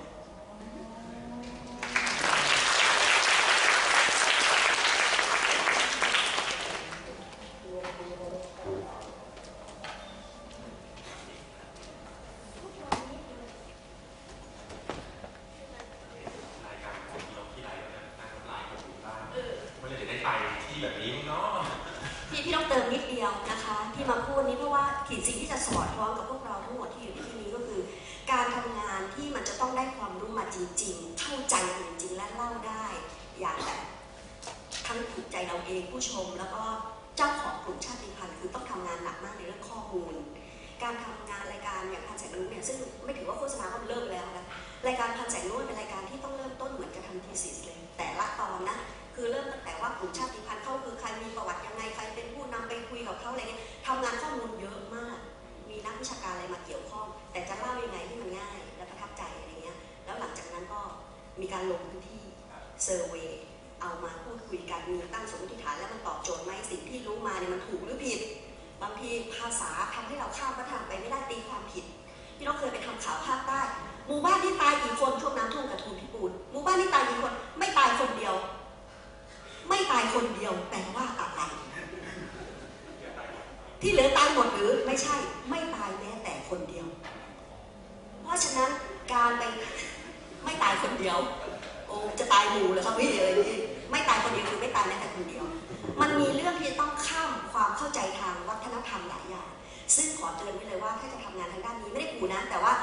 เราต้องฟังแล้วรีเช็คตลอดเลยว่าอ๋อที่เราฟังมาแล้วนี้มันถูกไหมคะมันแปลว่าอย่างนี้หรือเปล่าคะอะไรอย่างเงี้ย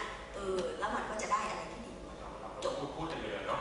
ผมที่ไหนก็นานนี่นะก่อนไปถึง2 ท่านมาที่พี่น้องอีกเลยเพราะว่ารายการความแสงรู้เนี่ยตอนที่ดูช่วงแรกๆจำได้ว่านอกจากที่ไปที่ห่างไกลแล้วไปเห็นแบบที่เขาอยู่จริงๆแบบชาติพันธุ์ในที่ของเขาจริงๆเนี่ยมันจะมีรายการความแสงรู้ของการฟิกช่วงที่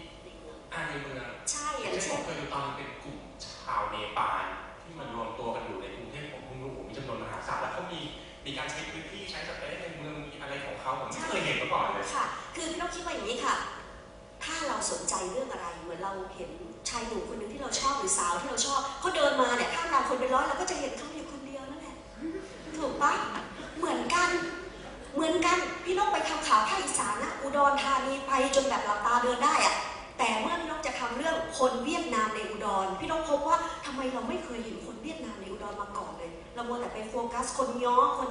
อะไรก็ไม่รู้อะไรเงี้ยปรากฏว่าจริงๆเขามีอยู่เราเห็นเขาหรือเปล่าเหมือนคนปากโออยู่ตรงนครปฐมเนี่ยไม่เคยมีใครเห็นแต่พอเราจะทำเรื่องนี้เราเห็นกันเหมือนกันสิ่งที่เราไม่เห็นไม่ได้แปลว่าไม่มีนะ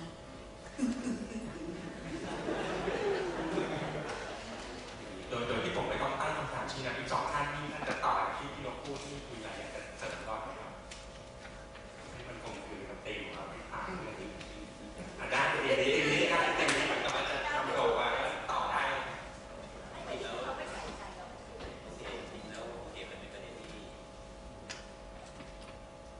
ประเด็นที่ทางคุณนกพูดเมื่อกี้ใช่ไหมว่าใช่ถ้าเกิดว่าเราไม่ใส่ใจในเรื่องพวกนี้คือของทุกอย่างไม่ใส่ใจจริงๆแล้วมันมีเรื่องประเด็นผีเนี่ยทำไมแบบคนบางคนมันเห็นเด็กผีอย่างเดียวทั้งชาติเลยโอเคไม่เป็นไรโอเคดังนั้นก็คือว่าประเด็นก็คือว่าแม้กระทั่งว่าในงานในต่างๆก็ตามที่เราทำเนี่ยแม้กระทั่งว่างานทางด้านศัลยกรรมก็ตามถ้าเกิดเราไม่สังเกตมันจะไม่มีแต่ลองสังเกตมันจะมีดีเทลเพราะนั้นถ้าเกิดเราไปสนใจดีเทลเราก็จะเห็นสังเกตว่าเวลาพวกเอาไปผลิตภัณฑ์มาไปดูเก้าอี้มันจะก้มลงดูใต้เก้าอี้ดูน็อตดูสกรูอะไรต่างๆเนี่ยพอเราใส่ใจมันก็จะมองเห็นจริงแล้วตอนแรกผมจะพูดถึงเรื่องตัวน็อตตัวหนึ่งของบริษัทวีว่าของบริษัทซีเมนต์บอร์ดที่เขาทำน็อตก็แบบน็อตมาเพื่อที่จะสกรูตัวหนึ่งเพื่อที่จะขันแล้วก็มันทำให้ตัวซีเมนต์บอร์ดเนี่ยมันขยับได้ก็อยู่ใช่คือวิธีการก็คือเมื่อก่อนเนี่ยมันต้องใช้สว่านเจาะไปก่อนใช่แล้วถึงจะใช้ตัวสกรูนี่ขันแต่ว่ามันขั้นตอนมันยากก็เลยใช้ตัวสกรูตัวเดียวเนี่ยขันเข้าไปแล้วก็สกรูตัวนี้ทำหน้าที่แทนสว่านก็คือสกรูอันแรกมันจะมีเกลียวอันแรกซึ่งมันแข็งแล้วก็เกลียวถัดมามันจะใหญ่เพื่อจะควานให้ซีเมนต์บอร์ดใหญ่แล้วก็พอเจอกับเหล็กเนี่ยไอตัวที่มันอ่อนเนี่ยมันจะสลัดหลุดแล้วก็ตัวเล็กมันจะจิ้มทีนี้พอฝังเข้าไปในซีเมนต์บอร์ดเนี่ยก็จะออกแบบตรงหัวของตัวน็อตเนี่ยให้มันมีเกลียวเพื่อจะฝังลงไปนิดหนึ่งพอดีแค่นี้แหละงานที่เหลือก็เป็นดวงดาวคือน็อตกับดวงดาวมันของอย่างเดียวกันคือมองจักรวาลกับมองน็อตตัวนะแล้วเป็นงานดีไซน์แต่เราก็นี่มาจากเรื่องที่เรามองไม่เห็นนะเนี่ยเรื่องน็อตสกรูมันจะมีสิ่งที่เราไม่เคยเห็นเยอะคือจะเติมนิดนึงว่าพี่นกมีความเชื่ออยู่เสมอว่าเราจะได้เห็นสิ่งที่เราไม่เคยนึกไม่เคยเห็นอีกเยอะเลยในโลกปัจจุบันนี้นะเป็นต้นไปเนี่ยแล้วก็จริงๆมันมีเรื่องที่เราไม่นึกในปัจจุบันนี้ก็มีเยอะเนาะไม่นึกเลยว่าจะเป็นแล้วมันเป็นไปได้เนี่ยแค่นิดนึงนี่นะฮะจริงๆแล้วผมไปอ่านงานเขียนของทางคือประภาสเขาบอกว่าเชื้อโรคเนี่ยเป็นมนุษย์ต่างดาวได้เพราะว่าขนาดไม่ใช่เรื่องสำคัญโอเคนะผมบอกว่าเป็นประเด็นที่น่าสนใจมากจริงๆมันเป็นประเด็นว่าเราไม่เคยคิดไปไงก็ยังเป็นมนุษย์ต่างดาวที่เราคุยกันมันอยู่ในเชื้อโรคได้ก็เป็นไปได้นะประเด็นน่าสนใจคือว่าอย่างเรื่องเมืองอย่างเงี้ยครับไม่นานหรืออะไรก็เหมือนว่ามันก็อยู่กับเราอยู่กับมันแต่ว่าเราไม่เคยที่จะสนใจใส่ใจมันจนกระทั่งมันมีผลกระทบต่อเราแล้วนี่ผมว่ามันเป็นเรื่องกับมนุษย์นะครับคือเราจะไม่ลุกขึ้นมาทำอะไรเราจะไม่เปลี่ยนอะไรถ้า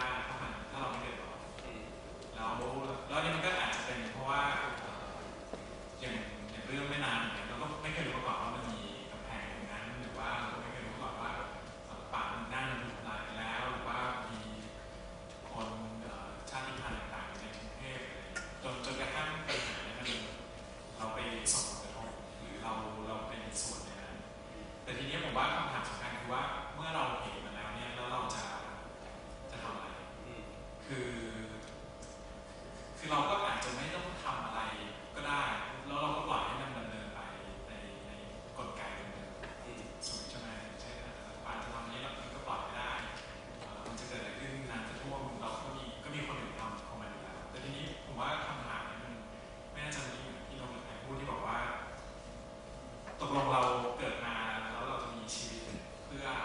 ทำอะไรดีที่สุดผมว่านี่มันเป็นคำถามที่มันตัดสินใจให้เราก้าวเพื่อจะเปลี่ยนอะไรก็ตามซึ่งผมว่านี่มันต้องชัดในคำถามของแต่ละคนว่าเหมือนอย่างพี่น้องทำไมถึงสนใจเรื่องนี้เพราะว่ามันมีประเด็นในอะไรที่อยากจะบอกกับสังคมเราจะสื่อสารอะไรทำไมพี่สุริยะสนใจเรื่องศาสนาทำไมผมสนใจเรื่องนี้ก็ไม่นานแสดงว่าแต่ละคนมันมีเป้าหมายที่อยากจะทำเพื่อที่มันใหญ่กว่าแล้วผลกระทบนั้นมันมหาศาลนะแต่จริงๆไอ้สิ่งเหล่านี้มันไม่ได้จำเป็นจะต้องเป็นเรื่องใหญ่โตก็ได้การรณรงค์การมีส่วนร่วมเนี่ยมันก็เริ่มจากจุดเล็กๆที่เราจะทำได้เพื่อสร้างการครับเมื่อกี้ตอนเบรกมีโอกาสได้คุยกับพี่นกว่าพี่นกจะรู้สึกมันเป็นแบบว่าแกะดำหรือเปล่าไม่ใช่สถาปนิกไม่ใช่ดีไซเนอร์ไม่ใช่อยู่ใน School of Built Environment สิ่งแวดล้อมต่างๆผมบอกว่านะเราเป็นแกะดำเราก็บอกว่าไม่ใช่หรอกคือธีมที่พี่นกทำอยู่เนี่ยจริงๆมันเป็นฐานข้อมูลที่ดีมากที่แบบเด็กสถาปัตย์หลายคนนักเรียนเรื่องสิ่งแวดล้อมสร้างในวิธีแบบว่าอะไรนะสถาปัตย์พื้นถิ่นชุมชนพื้นถิ่นอะไรพวกนี้นะครับข้อมูลเนี่ยทุกวันนี้มันก็จิ้มคลิกเอาง่ายเนาะมันก็จะเจอวิดีโอพวกนี้เป็นข้อมูลจำนวนมากทีนี้แต่ถ้ามองในภาพรวมใหญ่ๆมากขึ้นไปกว่านั้นอีกคือพี่นกเนี่ยเป็นสื่อสารมวลชนเนาะแล้วผมเนี่ยเชื่อว่างานออกแบบสถาปัตย์วางผังอะไรก็แล้วแต่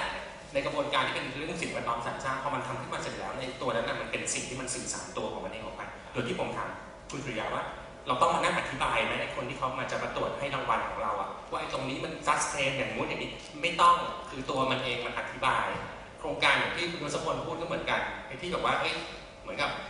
คนมีอำนาจเขาบอกว่าเขาจะทำเพื่ออันนี้เนาะแต่ภาพมันเห็นชัดว่าถ้าออกมาแล้วมันสื่ออะไรออกมามันไม่ได้เขาก็ต้องฝากพี่นกช่วยหน่อยคือจะบอกว่าคำว่าแม่น้ำเจ้าพระยาเมื่อกี้ทุกคนดูก็นึกว่าแต่เฉพาะในกรุงเทพนะไม่นะสิงห์บุรีอ่างทองทุกสิ่งเมื่อก่อนมีร้านก๋วยเตี๋ยวน่ารักใต้ต้นฉำชามองไปเป็นแม่น้ำตอนนี้ขึ้นมาเป็นแบบว่ากำแพงเหล็กกำแพงปูนปัญหามันเยอะมากๆสำหรับพี่นกเองอ่ะพี่นกคิดว่าแน่ละแต่ละคนอ่ะมีความรอบรู้มีฐานความรอบรู้ที่จำกัดหรือว่าต่างๆกันแล้วก็ตัดสินใจเลือกกิจกรรมชีวิตที่ต่างๆกันเรื่องน้ำเรื่องป่าเรื่องอาคารเรื่องเป็นสื่อมวลชนนี้สำหรับพี่นกเองเนี่ยคนทำงานสื่อมวลชนก็มีหลายด้านเนาะบางคนก็ชอบจะเอาด้านดำมืดมานำเสนอเพื่อที่จะให้รู้สึกว่ามีปัญหาต้องได้รับการแก้ไขในขณะที่พี่นกก็ทำเรื่องนี้มาตอนเป็นนักข่าวแล้วก็รู้สึกว่ามาถึงตอนนี้เรารู้สึกว่าหลายเรื่องที่เป็นเรื่องความงามที่เรารู้สึกเสียดายถ้าคนจะทำลายไปโดยยังไม่รู้ค่าถ้ามันรู้ค่าแล้วมันจะทำลายเรื่องมันนะคิดอย่างนี้นะแต่ปัญหาคือเราเห็นความดีความงามอะไรหลายอย่างมากเลยป่าที่น่ารักแม่น้ำที่สวยทุ่งหญ้าที่งามซึ่งเราอยากจะให้มันเป็นอย่างนั้นแต่บางคนเห็นทุ่งหญ้าที่งามถ้าฉันมาสร้างรีสอร์ทตรงนี้มันคงเท่มากเลยก็จบกันเนาะแต่ว่าสิ่งที่เรานำเสนอก็คือที่มันงดงามนี้มันเป็นเพราะอะไรมันไม่งามขึ้นมาเลยบ่อยๆลอยในจักรวาลมันมีคนเกี่ยวข้องมันมีกระบวนการและถ้าเกิดอยากให้มันยังงามต่อมันมีกลไกอะไรที่เกี่ยวข้องที่นอกจากมักจะนำเสนอเรื่องราวแบบนี้มากกว่าก็ไม่แน่อะคือเราก็เลื่อนไปตามโลกเคลื่อนไปตามโลกเมื่อถึงยุคนึงที่มันมีปัญหาแบบอื่นเราก็อาจจะทำอะไรแบบอื่นที่เราคิดว่ามันเป็นประโยชน์ในการสร้างความเข้าใจเราเป็นสายใยของสังคมชนอยากจะเสริมประเด็นนี้เลยคือรู้สึกว่าคือแต่ละคนก็มีความถนัดไม่เหมือนกันไงเราก็เลือกทำไอ้สิ่งที่เราถนัดอ่ะคือผมว่าสุดท้ายมันต้องมันสังคมมันจะเดินหน้ามันต้องแลกเปลี่ยนเรียนรู้ใช่คือมันไม่ได้หมายความว่าเราจะต้องบอกให้คนอื่นทำอย่างที่เราคิดว่ามันถูกหรือเราสมมติเนี่ยผมดูสารคดีผมก็จะเริ่มเข้าใจเรื่องอื่นผมฟังพี่น้องพูดพี่สุริยะพูดก็จะเริ่มเข้าใจแต่ประเด็นปัญหาในตอนนี้ของสังคมคือเราไม่แลกเปลี่ยนแลกเรียนรู้กันไม่มีใครฟังใครหรือเหมือนกันถ้าเราฟังคุณยายหรือว่าถ้ารัฐผู้มีอำนาจฟังประชาชนหรือเราเองก็ฟังรัฐเลยแลกเปลี่ยนแต่ผมว่ามันต้องอยู่บนพื้นฐานของความเท่าเทียมในการที่ว่ามันพร้อมที่จะปรับเปลี่ยนแล้วก็เดินไปด้วยกันสังคมมันถึงจะเดินแลกเปลี่ยนเรียนรู้กับเคสต่างประเทศบ้างก็ได้อย่างเมื่อเช้านี้เวียดนามเห็นมีที่เป็นตลิ่งริมน้ำดีไซน์นั้นเห็นแล้วนึกถึงงานคุณยศพลที่พูดบ่อยๆคือเห็นแล้วรู้สึกว่ามันก็ไม่ได้ เพอร์เฟกต์นะแล้วมันก็ไม่ได้ไกลเกินความเป็นจริงคือเวลาเราพูดถึงพื้นที่ริมน้ำเราอย่างที่เรากำลังพูดถึงดีไซน์ว่ามันเหมาะไม่เหมาะมันก็มีเคสอย่างเซาท์แลนด์มีลอนดอนมีสิงคโปร์เมื่อกี้เห็นเวียดนามคือผมว่าอย่างประเด็นนี้มันเป็นสิ่งที่คือรัฐบาลหรือรัฐบาลบอกว่าเขาเป็นตัวอย่างประเทศมาแล้วก็คนไทยส่วนหนึ่งตอนที่เรารู้สึกว่าเราอยากมีต่างประเทศเข้ามาแต่ปรากฏว่าจริงๆแล้วในบริบทหรือคอนเท็กซ์บ้านเราเนี่ยมันไม่สามารถทำแบบนั้นได้เพราะว่าเราเป็นวัฒนธรรมอีกแบบหนึ่งหรือกระบวนการที่มันจะรูปรักหรือการรับฟังความคิดเห็นที่จำกัดมันก็ไม่สามารถเกิดการพัฒนาที่ยั่งยืนมันไม่เกิดพื้นที่ของการแลกเปลี่ยนเรียนรู้คือสุดท้ายเนี่ยการพัฒนาเมืองหรืออะไรก็แล้วแต่ผมว่าคือตอนนี้ผมเริ่มรู้สึกว่ามันไม่ได้มีเป้าหมายในเชิงกายภาพเป็นสำคัญแต่ทำยังไงให้กายภาพมันไปกระตุ้นให้คนมารวมกันมาเกิดความคิดต่อยอดต่อกันซึ่งผมว่ามันน่าสนใจกว่าวิธีคิดแบบคุณสุริยาเนี่ยตอนที่ออกแบบเท่าที่ฟังวิธีอธิบายคือเหมือนกับสร้างเท่าที่จำเป็นที่มันสอดคล้องกับเวลาหรือการใช้งานเรื่องข้อจำกัดอะไรคือมันสร้างน้อยมากเลยนะอย่างไอ้ที่เป็นวงกลมเนี่ยรู้เลยแบบเช้านะผนังด้านเดียวพอเทียบก็เอาเปลี่ยนไปเป็นด้านบนคือที่พูดนี่พยายามจะโยงไปถึงว่ามันมีหลายเคสผมยกตัวอย่างแล้วกันพอดีเพิ่งไปประชุมกับทางสมาคมสามวิทยามาเรื่องรางวัลอนุรักษ์เขาพูดถึงกรณีบางชุมชนให้รางวัลอนุรักษ์ไปแล้วอย่างเช่น3 ชุกหรือที่ไหนๆเป็นตลาดเก่าเนี่ยสภาพแวดล้อมมันดีมากคือเซตติ้งมันสวยเหมาะกับสภาพแวดล้อมตลิ่งก็ยังเป็นน้ำดีแบบว่าเป็นเสาจิ้มลงไปน้ำปกติเป็นธรรมชาติปรากฏว่าพอผ่านมาช่วงหลังๆเขาก็พยายามจะหาวิธีป้องกันอะไรอันตรายจากธรรมชาติในแบบของเขาแต่ว่ามีโมเดลเดียวก็คือเป็นเขื่อนคอนกรีตตึกๆเหมือนที่เราเห็นกันเนี่ยกลายเป็นว่าเขาก็มาบอกว่าเฮ้ยเอายังไงดีเราจะมีคำแนะนำอะไรให้กับคนที่เขาคิดจะทำอย่างนี้ชุมชนอื่นก็คงมองไว้แล้วว่าเฮ้ยมันไม่มีทางอื่นก็ต้องทำเป็นเขื่อนอย่างนี้แหละแต่ในแง่ของการดีไซน์รู้มันมีวิธีเยอะแยะมันไม่มีตัวอย่างอื่นๆได้เห็นเยอะนักในบ้านเราหรือเปล่าหรือมันต้องกลับไปหาธรรมชาติเท่านั้นคือนกตั้งข้อสังเกตอยู่อย่างหนึ่งก็คือบางทีในชุมชนมันก็เหมือนย่อประเทศไทยเหมือนกันนะบางทีคณะกรรมการตลาดกับไอ้คนที่สร้างโครงสร้างแข็งคนละไม่คุยกันไม่รู้เรื่องอ่ะยังไม่มีใครฟังใครบางทีก็มีแบบนั้นเหมือนกันในชุมชนพื้นที่ต่างๆจริงๆแล้วส่วนที่อาจารย์พูดเนี่ยก็คือว่าผมพูดถึงประเด็นที่บ้านเลยนะคือล่าสุดเนี่ยก็คือว่าเพื่อนผมเขาโทรมาแจ้งเรื่องโทรที่ว่าทำงานด้วยกันก็อยู่อำเภอเดียวกันจริงๆก็มีอาจารย์เขียนศักดิ์เลยอยู่ใกล้เคียงกันนะฮะทีนี้ก็บอกว่าโอเคทีนี้ก็จะทำที่ว่าการอำเภอใหม่แล้วแบบที่ว่าการอำเภอเนี่ยผมไม่แน่ใจเคยเห็นแบบที่ว่าการอำเภอหรือเปล่าประมาณ20 ปีแล้วเคยเห็นใช่ไหมฮะของกระทรวงมหาดไทยเคยเห็นนะมันจะเป็นแบบหลังคานะ2 ชั้นยาวๆโครงสร้างเสาต่างๆนี่แพทเทิร์นเดียวกันเป๊ะเลยปรากฏว่าพอมาลงในพื้นที่มันไม่ได้เนื่องจากว่าพื้นที่ปัจจุบันเนี่ยพื้นที่มันจะค่อนข้างจะเล็กลงกว่าเดิมเมื่อก่อนมันจะยาวมากเลยถ้าสร้างหลังนั้นจะไม่มีที่จอดเข้าออกไม่ได้เลยคราวนี้ทางคือทางเพื่อนผมเนี่ยเขารู้จักกับทางนายกเทศบาลก็ได้นำมาตามพิยาที่เขาช่วยสุดท้ายเราก็ปรับจาก2 ชั้นเป็น3 ชั้นแล้วก็เปลี่ยนระบบการก่อสร้างลดจำนวนเสาน้อยลงนะครับแล้วก็มีอะไรต่างๆแต่ความยากของงานราชการงบต้องไม่มากกว่าเดิมแล้วก็พื้นที่ต้องไม่น้อยกว่าเดิมอันนั้นคือแบบสุดท้ายแล้วล่าสุดนี่ก็คือผมกลับไปอีกครั้งก็ทางกรมปกครองเขาขอแบบนี้ใช้ก็คือทั่วประเทศ100%คือมันมีพวกนี้มันมีคือเหมือนว่ามันมีระบบอะไรบางอย่างอย่างเงี้ยถ้าเราเข้าใจก็ถ้าเกิดเราแต่ว่าเราต้องเสียสละเนี่ยเพราะเราฟรีแต่เราก็ถือว่าเป็นบ้านเกิดเราฟรีใช่แต่ประเด็นก็คือเดี๋ยวต้องอาจจะต้องของบางส่วนที่กับวิศวะเราต่างๆเนี่ยเรามีค่าใช้จ่ายอย่างประเด็นเมื่อสักครู่คือเมื่อกี้ที่พี่นกพูดถึงว่าบ้านเขาเป็นต้องเปลี่ยนเป็นหลังคาสังกะสีไปให้คนจะเลยฟรีซเอาไว้ให้เหมือนเดิมนะคือผมว่านี่มันน่าสนใจตรงที่ว่ามันเหมือนกับแผนเมืองมันกำลังจะพัฒนาสมมติจะเรื่องทางการงานหรืออะไรก็แล้วแต่ที่ก็มีหลายคนบอกว่าเราก็ไม่สามารถฟรีซหรือย้อนเวลาได้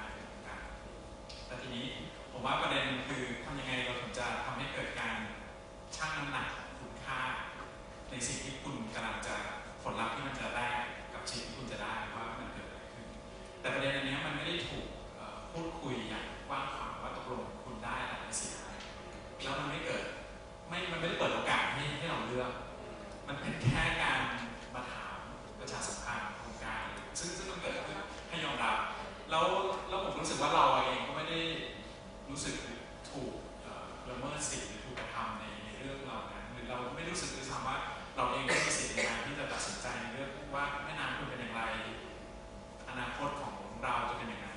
ถึงในกระบวนการออกแบบถ้าไม่ได้ถามคนใช้ ก็ ทำออกมาแล้วใครจะใช้ใช่ไหม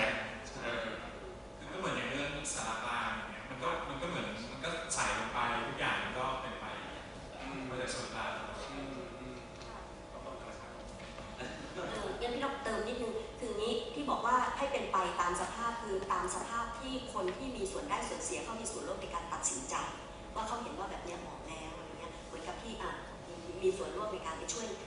ออกแบบใหม่ที่สอดคล้องกว่าอย่างนี้เป็นต้นพี่คิดว่าสิ่งสำคัญที่สุดก็คือทำยังไงให้คนที่เกี่ยวข้องได้มีส่วนร่วมในการตัดสินมีทางเลือกไม่ใช่ให้มาเอาให้ดูแล้วบอกว่าจะเอาหรือไม่เอาอย่างนี้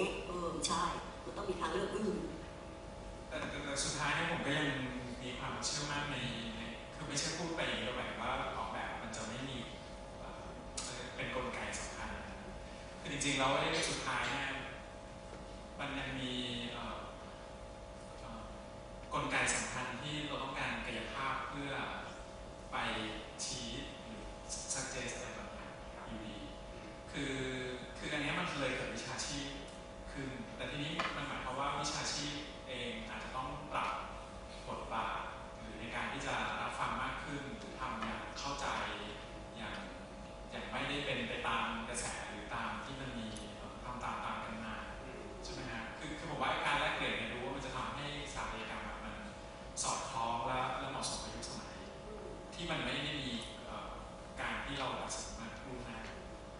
ผมจะเหลือขอ5 นาทีสุดท้ายหมดเวลาแล้วครับ5 นาทีสุดท้ายถ้าทั้ง3ท่านมีอะไรอยากจะเสริมหรือทิ้งท้าย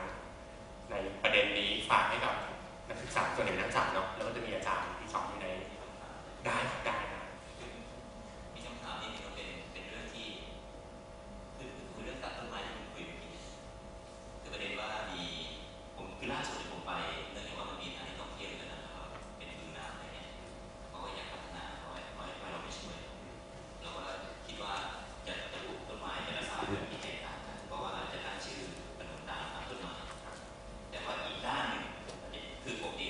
พื้นที่เราเนี่ยมีติดกับแต่ละเขตอำเภอเนี่ยอีกด้านหนึ่งจะมีต้นคูนต้นตัดประมาณเมตรแล้วก็อีกนิดนึงก็จะเป็นเสาไฟฟ้าก็ถ้าคำถามว่าผมนั่งอยู่กับผู้ควบคุมนายกเทศบาลผมถามเพราะว่าแล้วก็นายกอบตผมถามเพราะว่ามันต้องมีเหตุผลสิว่าทำไมเขาตัดมันไม่มีเนี่ยเราจะไปคิดว่าเราไปด่าเขาอย่างนี้ไม่ได้ผมเรียกกับกทมตามที่โอเคเขาบอกว่าคือมันจะมีกรมทางถ้าต้นไม้ทับคนเนี่ยจะโดนฟ้องสู้ตัดดีกว่าตัดไม่โดนฟ้องอย่างไรก็แค่โดนด่าจะไม่โดนฟ้องคุ้มกว่าบอกว่าผมเป็นนักกฎหมายคุ้มกว่าโอเคทีนี้มันมีประเด็นอีกว่าก่อนผมนั่งรถไปกับเพื่อนก็ฝนมันตกแล้วเราก็ขับรถไปเลยมันก็มีเรื่องคือในกรุงเทพจะมีฟุตบาทท่อน้ำเสาไฟต้นไม้ไอ้ความสัมพันธ์ตรงนี้มันจะมีหน่วยงานเกี่ยวข้องไปหมดเลยมีการไฟฟ้ามีการมีระบบป้องกันไปหมดเลยสุดท้ายเราก็พยายามคิดว่าเฮ้ยเราต้องหาข้อดีของการที่มันตัดต้นไม้เยี่ยมเปลี่ยนมันต้องหาข้อดีได้ว่ามันมีเหตุผลจากอะไรเพื่อนผมบอกว่าคนที่ตัดเนี่ยเขาต้องมีลูกนี้เพราะเลยเขาตัดเป็นไฟช็อตก็ต้องรับภาระแฟนเขาต้องรับภาระเพราะนั้นเราก็ตัดสั้นดีกว่าจะไม่โดนแฉเลยต้นไม้ตัดสั้นทั่วไปอันนี้ผมไม่เห็นผลแทนเขานะเดี๋ยวเราจะมีความสุขของมันจะเป็นมันไม่ได้คือว่าเราอันนี้ผมแค่แซวเล่นแต่ว่าเราอยากให้ที่เราคิดแค่นี้นะแบบมันจะผมว่ามันน่าจะมันเปลี่ยนได้ผู้มีอำนาจเขาบอกว่าจะเอาสายไฟลงดินทั่วประเทศแล้วไม่แต่ว่าคือเซ็กชันมันอยู่แค่ฟุตบาทนะฮะแล้วก็ท่อระบายน้ำแล้วก็ต้นไม้แล้วก็ใส่แล้วก็มันมีหน่วยงานที่เกี่ยวข้องมันเป็นการเมืองเนี่ยซึ่งตรงนี้3 อย่างนี้มันจะทำงานกันยังไงก็ไม่ใช่แต่ว่าไม่ใช่ว่าจะทำไม่ได้แต่ว่าผมว่าระบบของระบบการปกครองเนี่ยมันมีนะมันเจ๋งนะตรงนี้นะ3 อย่างนี้มันมีกี่หน่วยงานที่เกี่ยวข้องจริงๆลืมถามคนฟังมีประเด็นอะไรอยากถามอยากแลกเปลี่ยนไหมครับ5 นาทีสุดท้ายเนี่ยเอาละ1 2 3คำถามมาถามแล้วเดี๋ยวจะได้ตอบรวดเดียวเลยครับมีคำถามพี่เด่นอาจารย์ชาชัยใครจะตอบยกมือได้เลยนะครับขอลงคำถาม2-3 คำถามแล้วเดี๋ยวพูดพร้อมๆกันเลย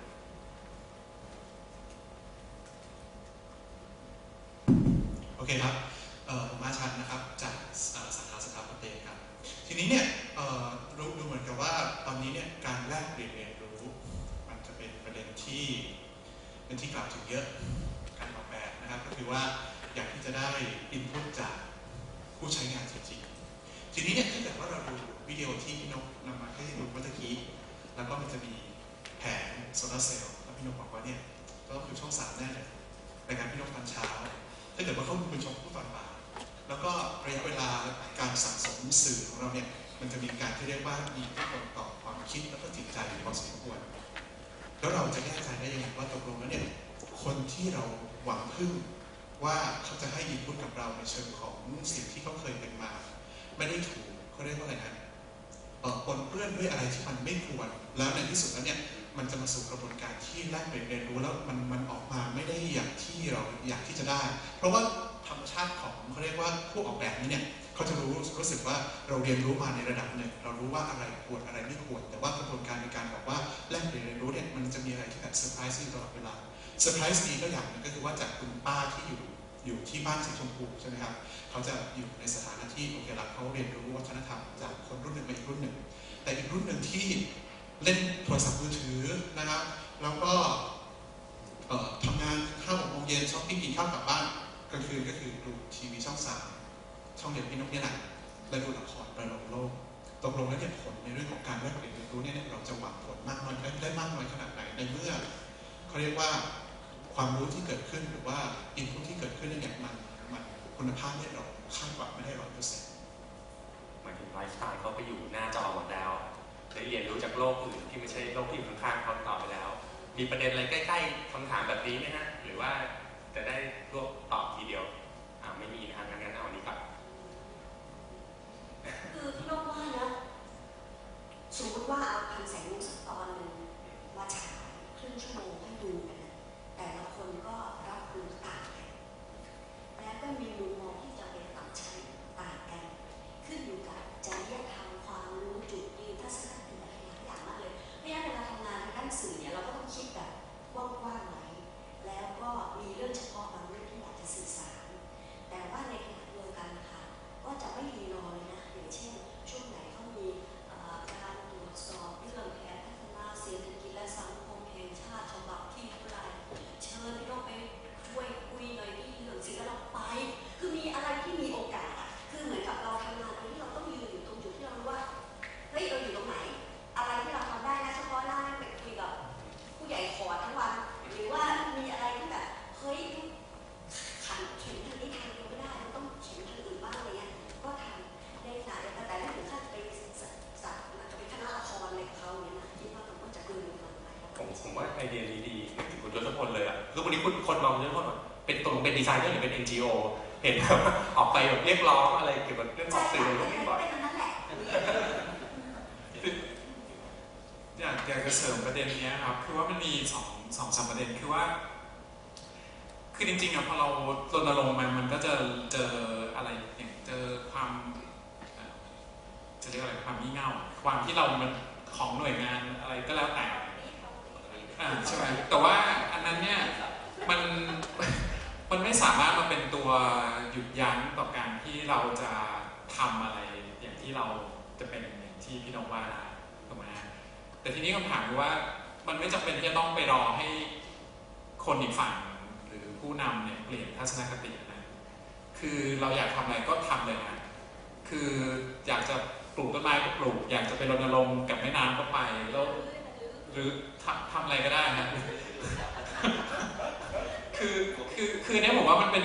คือจริงๆการเปลี่ยนแปลงมันเริ่มจากการที่เราสร้างตัวอย่างแล้วก็เปลี่ยนจากสิ่งที่เคยทำมาแล้วก็ทำเลยแต่ประเด็นนึงก็คือว่าหลายๆคนมักจะบอกว่าคนรุ่นใหม่เนี่ยเป็นเด็กๆรุ่นใหม่ซึ่งไม่ใช่ผมแล้วเนี่ยจะไม่แน่ใจว่าเราจะฝากความหวังของประเทศชาตินี้ได้หรือเปล่าในยุค Facebook หรืออะไรก็แล้วแต่ผมเนี่ยพอรณรงค์มาผมเชื่อมั่นในพลังคนรุ่นใหม่คือประเด็นแรกคือว่าเราต้องเชื่อมั่นในทุกคนแต่ว่าจริงๆแล้วทุกคนเนี่ยคือสุดยอดของทรัพยากรที่เรามีคือทุกคนเปลี่ยนโลกได้โดยแม้จะเป็นใครก็แล้วแต่มีอาสาสมัครไปทาสีในชุมชนอะไรเยอะแยะไปหมดแต่ว่าแน่นอนในไลฟ์สไตล์ของการเปลี่ยนของโลก ก็ผมก็อยากมีขายของ IG อยากเปิดร้านอาหารอยากอะไรแต่ผมว่ามันก็เหมือนชาแนลในทีวีครับคือดูสักพักผมก็เปลี่ยนมันไม่ได้หมายความว่าคุณจะดูละคร24 ชั่วโมงแล้วไม่ลุกขึ้นมาสนใจเรื่องทุจริตจำนำข้าวเลยผมก็ไม่เชื่ออย่างนั้นคือผมเชื่อมั่นว่านั่นคืออำนาจในการที่คุณจะเลือกแต่ตอนนี้ผมว่าคำถามสำคัญคือว่าคุณเนี่ยจะเลือกทำอะไรเพื่อคนอื่นผมว่านี่มันเป็นเหมือนตอบคำถามชีวิตนะครับนี่ไม่ใช่คำถามสาระครับผมว่านี่ดีนะก็เหมือนกับแนะนำนักศึกษาไปว่าออกจากห้องเรียนบ้างนะถึงจะเครียดกับทีสิทธิ์เราก็ออกไปรวมกลุ่มออกไปเทคแอคชั่นไปมีส่วนร่วมไปรับฟังไปเห็นแล้วเราจะเข้าใจมากเกินเวลามา10 แต่เราเริ่มช้าเนาะเราเริ่มมา11 โมงแต่ว่าช่วงบ่ายนักศึกษาต้องมีพรีเซนต์นะฮะก็อาจจะยาวนานไปจนถึงตอนเย็นแต่ละคนก็ถ้าทำเครียดเตรียมพรีเซนต์กันไม่ได้หลับไม่ได้นอนใช่ไหมนะฮะก็ถ้าอย่างนั้นเดี๋ยวช่วงเช้าถ้างั้นเราจบแค่นี้ดีกว่าเนาะแล้วก็ถ้าใครมีคำถามมีอะไรอยากให้เปลี่ยนเพิ่มเติมก็เจอพี่ๆทั้ง3 ท่านนะครับทั้งตัวเป็นๆหรือใน Facebook หรือทางสื่อต่างๆก็จัดใจนะฮะถ้าใครจะไปแนะนำรุ่นน้องอยากทำงานวิจัยเรื่องนี้ก็มาหาพี่ๆคนนี้เลยก็ลองดูเดี๋ยวพี่ก็จะสามารถให้ข้อมูลหลายอย่างนะครับขอบคุณวิทยากรทั้ง3 ท่านมากนะครับคุณนุสพลคุณสุริยะแล้วก็พี่นกพี่น้ำมนต์นะครับขอบคุณมากครับคุณสุริยะที่ได้มาบอกก่อนเอาเด็กทำงานในออฟฟิศ10 กว่าคนนะครับเอามาหาประสบการณ์และเกรดเรียนรู้กันนะครับก็ขอบคุณมากค่ะขอบคุณวิทยากรบนเวทีทุกท่านนะคะเมื่อเช้านี้ยังไม่ได้มีการมอบของให้ทางคุณนิรมนต์เวทีสมุทรกุลนะคะขอเรียนเชิญผู้ช่วยศาสตราจารย์ดร.สุปีดีลิขิตลมนะคะเป็นผู้ช่วยการบดีฝ่ายวิทยาสัมพันธ์นะคะของวิทยาลัยธรรมศาสตร์นะคะขึ้นบนเวทีมอบแล้วก็มอบให้กับพิธีกรคือดร.จตุรงค์ด้วยนะคะ